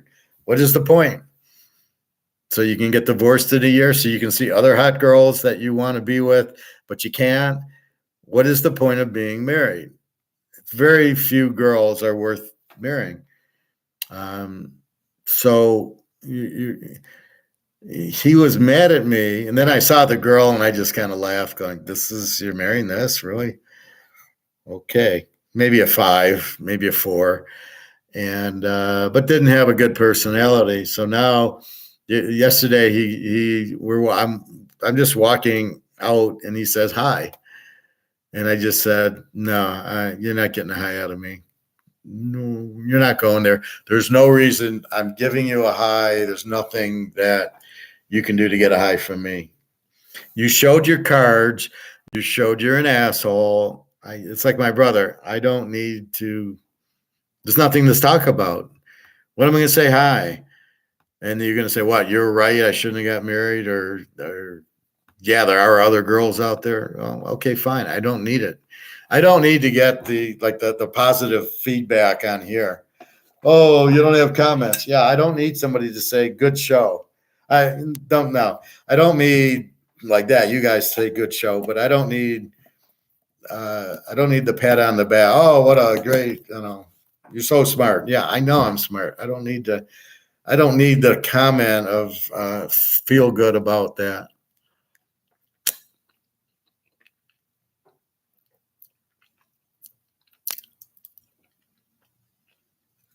I'm doing my Joe Black imitation. When Brad Pitt liked peanut butter. Were they communists? I have no idea. I wasn't going to find out. I just assume they are.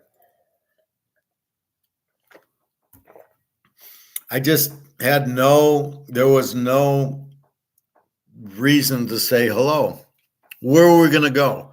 All right, let's go 5 steps down. Like when we see the iceberg hit the boat, we grab our gold and we go in the lifeboat.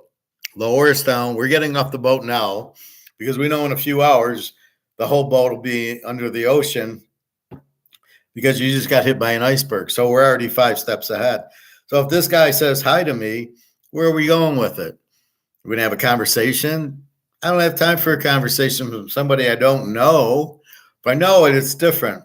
Some lifeguards I know, we'll talk. And that girl I gave the 10 ounces of silver, I like her, so we'll talk.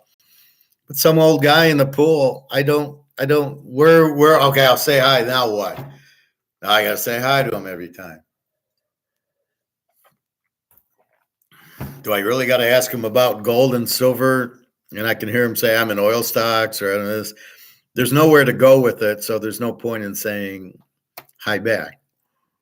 I don't want to be friendly to him. I don't know who they are, but I don't need 80-year-old friends at this time. So I think that's where it is, Bobby. It's just thinking down the road. What are we going to talk about? There's nothing you can talk to me about that I don't know already in the area I need to know. Gold, silver, the economy. There's nothing you're going to educate me on. Football, poker, women. You can't educate me in the areas that I need to be educated more or that I feel I'm already educated. So there's nothing to bring up. You can't help me with health or finance or economics. So what the fuck do I want to talk to you? I don't know you, and I don't really want to know you. I mean, that's how I look at it. Well, that's about what it is, right, Bobby? I'm in the pool with these old guys. What are we going to go? Let's go to Denny's and have a hamburger. I mean, that's my point. Now, if they're hot young girls, of course I'll talk to them. But when I'm swimming in my lane at 10:30 in the morning, I don't need. It's funny. I go there at like 10:30, and I get on the bike, It's all like 80-year-old people in there. Then I go into the pool and there's 80-year-olds. But I find it's better because I'm hungry after. But if I wait till now to go, or if I start the class at 11, well, like Saturday and Sunday, tomorrow we'll start at 10. And then I will go to the pool at 1:32. Oh, I know what I wanted to bring up. Chinese food. All right. This is economics. So I go to the Chinese food last week, but I get there earlier. I get there like 3:30. Prune juice probably. So here's economics. So I go to the Chinese lady. Now she's raised her prices. So I know you're going to lose customers. So I ask her, are you losing customers? And say, oh, no, we're fine. And I'm like, bullshit, you're fine. You can't raise General Chow from $11.99 to $13.99 to $15.25 in 2 or 3 months and not lose customers. But I got there at 3:30. Before then, I'd be getting there at like 5, and I'd see no customers, and I'd go, why are there no customers? Now I've got the answer. She does a lunch menu till 4 o'clock. So you get like you can get like the General Chow lunch portion, which is $2 or $3 cheaper than the General Chow dinner portion. So what's happening are people are coming before 4 to get the lunch price. So in effect, she's not recognizing any money from raising her prices. Nobody's going for it. They're all coming earlier to get the lunch price. That's Austrian economics. So they're substituting their dinner portions for the lunch portions because they're cheaper.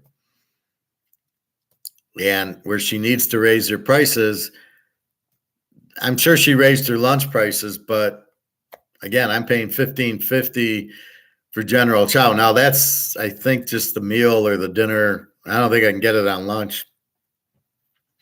But if you get the combination, the lunch is $2 or $3 cheaper, and there's probably a little less pieces in it, but you don't care. And so that's what's happening. So that's how the market works. When you raise your price, they substitute out of the dinner. They get there earlier because she'd always be busy 5, 6 o'clock on a Saturday. Carry out, but she'd have 8, 9 people when I walk in, wait 20 minutes. And now they all run before 4. And so when I get there, if I get there before 4, I'm going to have this line. So now I'll start getting there at 10 after 4, and I'll be the only one in there again. And I'll say, what's going on? And now I understand they're not taking your price increases. They don't want them. You're too expensive. You're not going to last long unless you lower your prices. But my costs went up. The price inflation of my costs went up. So when a lady at a Chinese restaurant raises her General Chow from $13 to $15, that is not inflation. That's the market.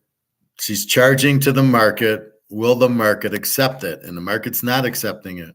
The market's saying, it's too expensive. I'm going to go get I'm going to come earlier and get the lunch portion. That's $2 or $3 cheaper. That's what she doesn't understand. That's free market economics right there. Keynesian or communist would be, you've got to sell it at 15 and they get, that's it. There wouldn't be a choice and there wouldn't be a lunch or a dinner. But in free market capitalism, you could charge less for lunch or dinner or whatever you want to do. So yes, the price is not going through. So even though her costs have went up, doesn't mean the market will accept her price increases. And that's what I was listening to, the idiot on the gold mine. Well, the cost of his gold mine is going up, the utilities, I guess, and the price is going up. The price isn't going up, you idiot. The price is still fixed by JP Morgan. Let the price, let it go to a physical price. The cost won't go up as high as the physical price is going, you idiot. They're totally irrelevant the cost of the gold mine versus the price of the gold is totally irrelevant. This is what it costs you to make it. This is the market saying this is what it's worth. It has nothing to do with the cost. And I got to listen to this idiot try to explain that. And he didn't even understand it. He just said, well, the price and the cost kind of go up together. No, they don't. You want me to subscribe to this idiot? He doesn't even understand basic concepts. This is the problem I have with Mark McGuire, and yet he won't talk to me. The one that understands it all, he doesn't want to talk to. Fuck you, Mark. I don't care. That's why I talk on here. Prune juice. Yep. So that's your economic lesson today. Is you'll see when you go, like when I went to the Italian restaurant the other day, and the lady tried to fuck with me on the check. I would assume what happens is if you want to go, you go for the lunch meal. Probably if there is a lunch meal, but I will never go back to that restaurant. I don't need it. The spaghetti's all carbs, so I don't need it. And the chicken I can make much better than they can. The sauce is terrible. So I really don't see a value in going to that restaurant. And that's why it was pretty empty when we got there at 8:00 or whatever. But that's economic. When costs go up, you substitute. That's how we defend against. So they make a play, we counter it. They want to charge more for the Chinese. We go at lunch when it's cheaper. So we still pay the same amount. We get a little bit less, but we don't care. And she'll figure it out the hard way. Now maybe she keeps raising the price, then I'll come once a month. I don't have to go every week. I get enough Chinese. If I went every other week, that's fine. So I don't know. Professor, did you go over the Florida Atlanta game tonight? Yeah, but I can do it again. I'm looking at the college football lines and noticed tonight's game. Well, basically, at the time I did it, Florida Atlantic was good enough. Was it 5.5?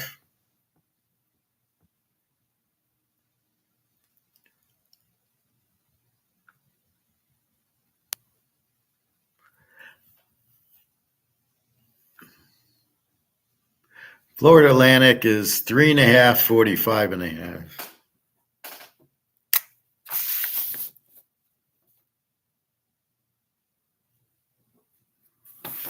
Florida Atlantic's an E team. So they score mid-20s, give up mid-20s. Charlotte's the under team. They don't score. Their defense is pretty good at a 22. I wouldn't play this with the 10-foot pole. The game's in Charlotte. I would the over-under is 44. I guess I would go under. But, on a 1 to 10 scale, this 10 being USC over, this is like a 1. Who knows? You have no idea. I can't name the quarterback on either team. Well, the Florida Atlantic quarterback's injured now, so they got the backup in. That much I know.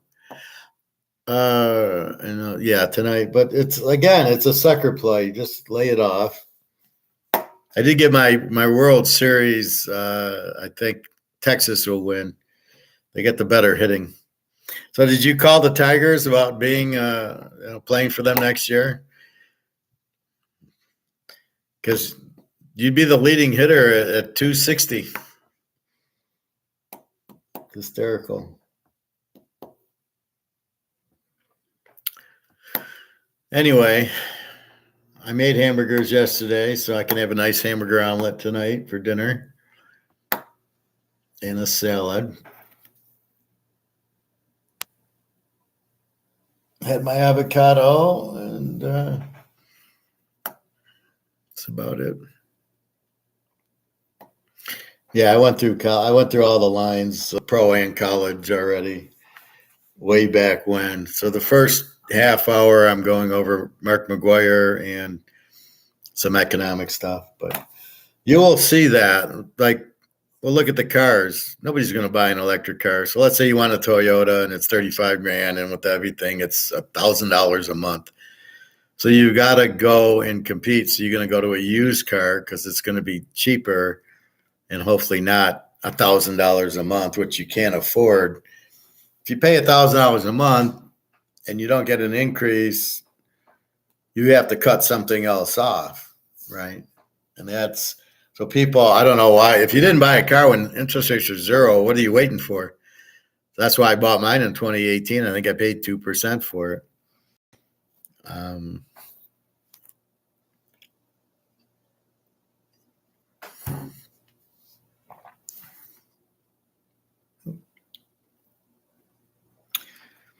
But that's what you do is you make your, see what they're doing in Chinese? They're coming earlier when it's a lunch price, so they pay less. Does she get it? No. Oh, everybody realizes my cost went up. I go, lady, nobody gives a fuck your price went up. All I see is the price I have to pay. All I know is my General Chow is $15, not $13. Now, granted, it was $13.99. I think it's $15.50 now. But I did notice it used to be $11.99.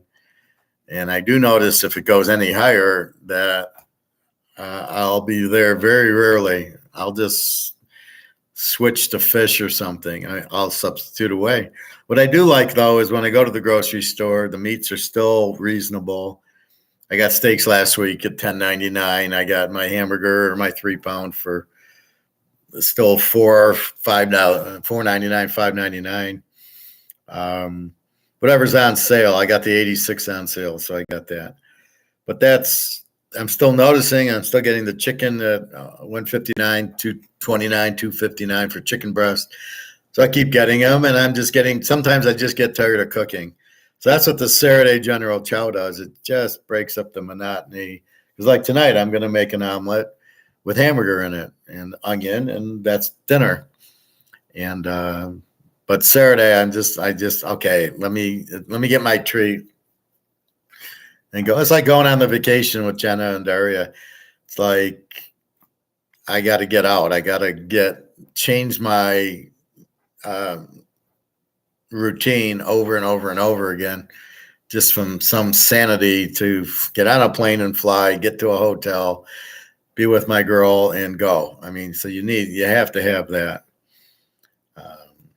Unfortunately, Jenna won't come because of her family, so she's still in the Ukraine. But I think that war is getting to the end. That's what the Israeli war is about. So I'm hoping that opens everything up because it's a pain in the ass for her. She's got to get on a train for 20 hours to get to Poland, to then go to the airport, to then fly out, versus just taking a plane from the Ukraine. And it's a half hour to her plane, and then she can travel, and then maybe she waits in the airport for a few hours, but that's still better than being on a fucking train.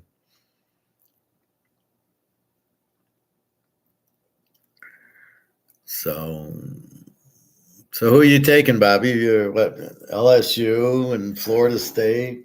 LSU's not playing this week. What are you gonna do? Who are you gonna play? It's gonna be tough for Bobby. No LSU. I assume you'll be on the USC over. That I got to assume.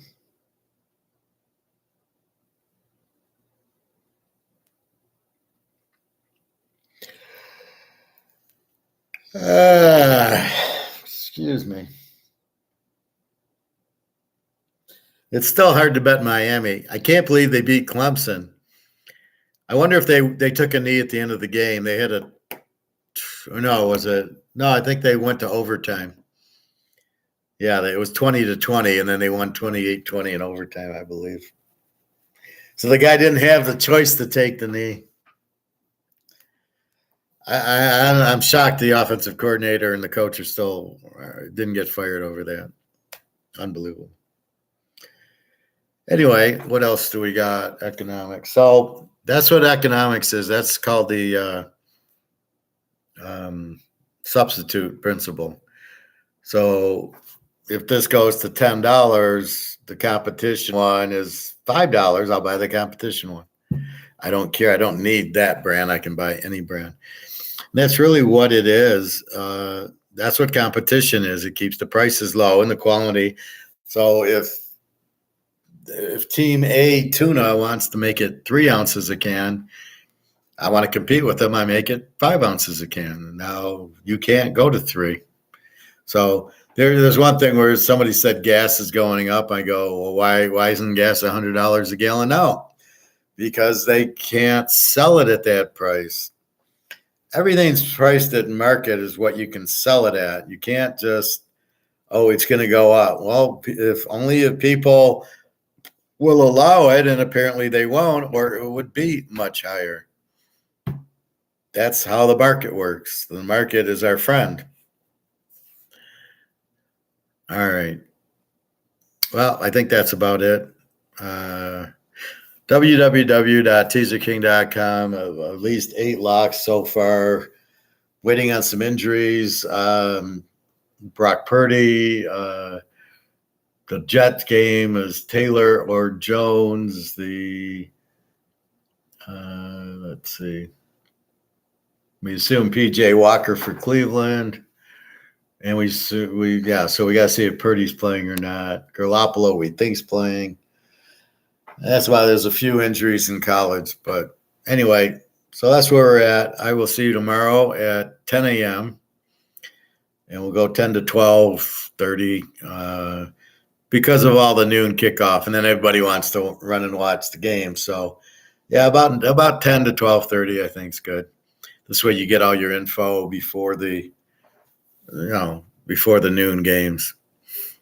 All right, everybody. Professor needs some dinner, needs a nap. All right, www.teaserking.com. Lots of locks today, this week. It's a great week to buy. Really, a lot of good games. All right. Have a nice day. We'll see you tomorrow. www.teaserking.com. All right. Don't watch Mark McGuire. It's a waste of time.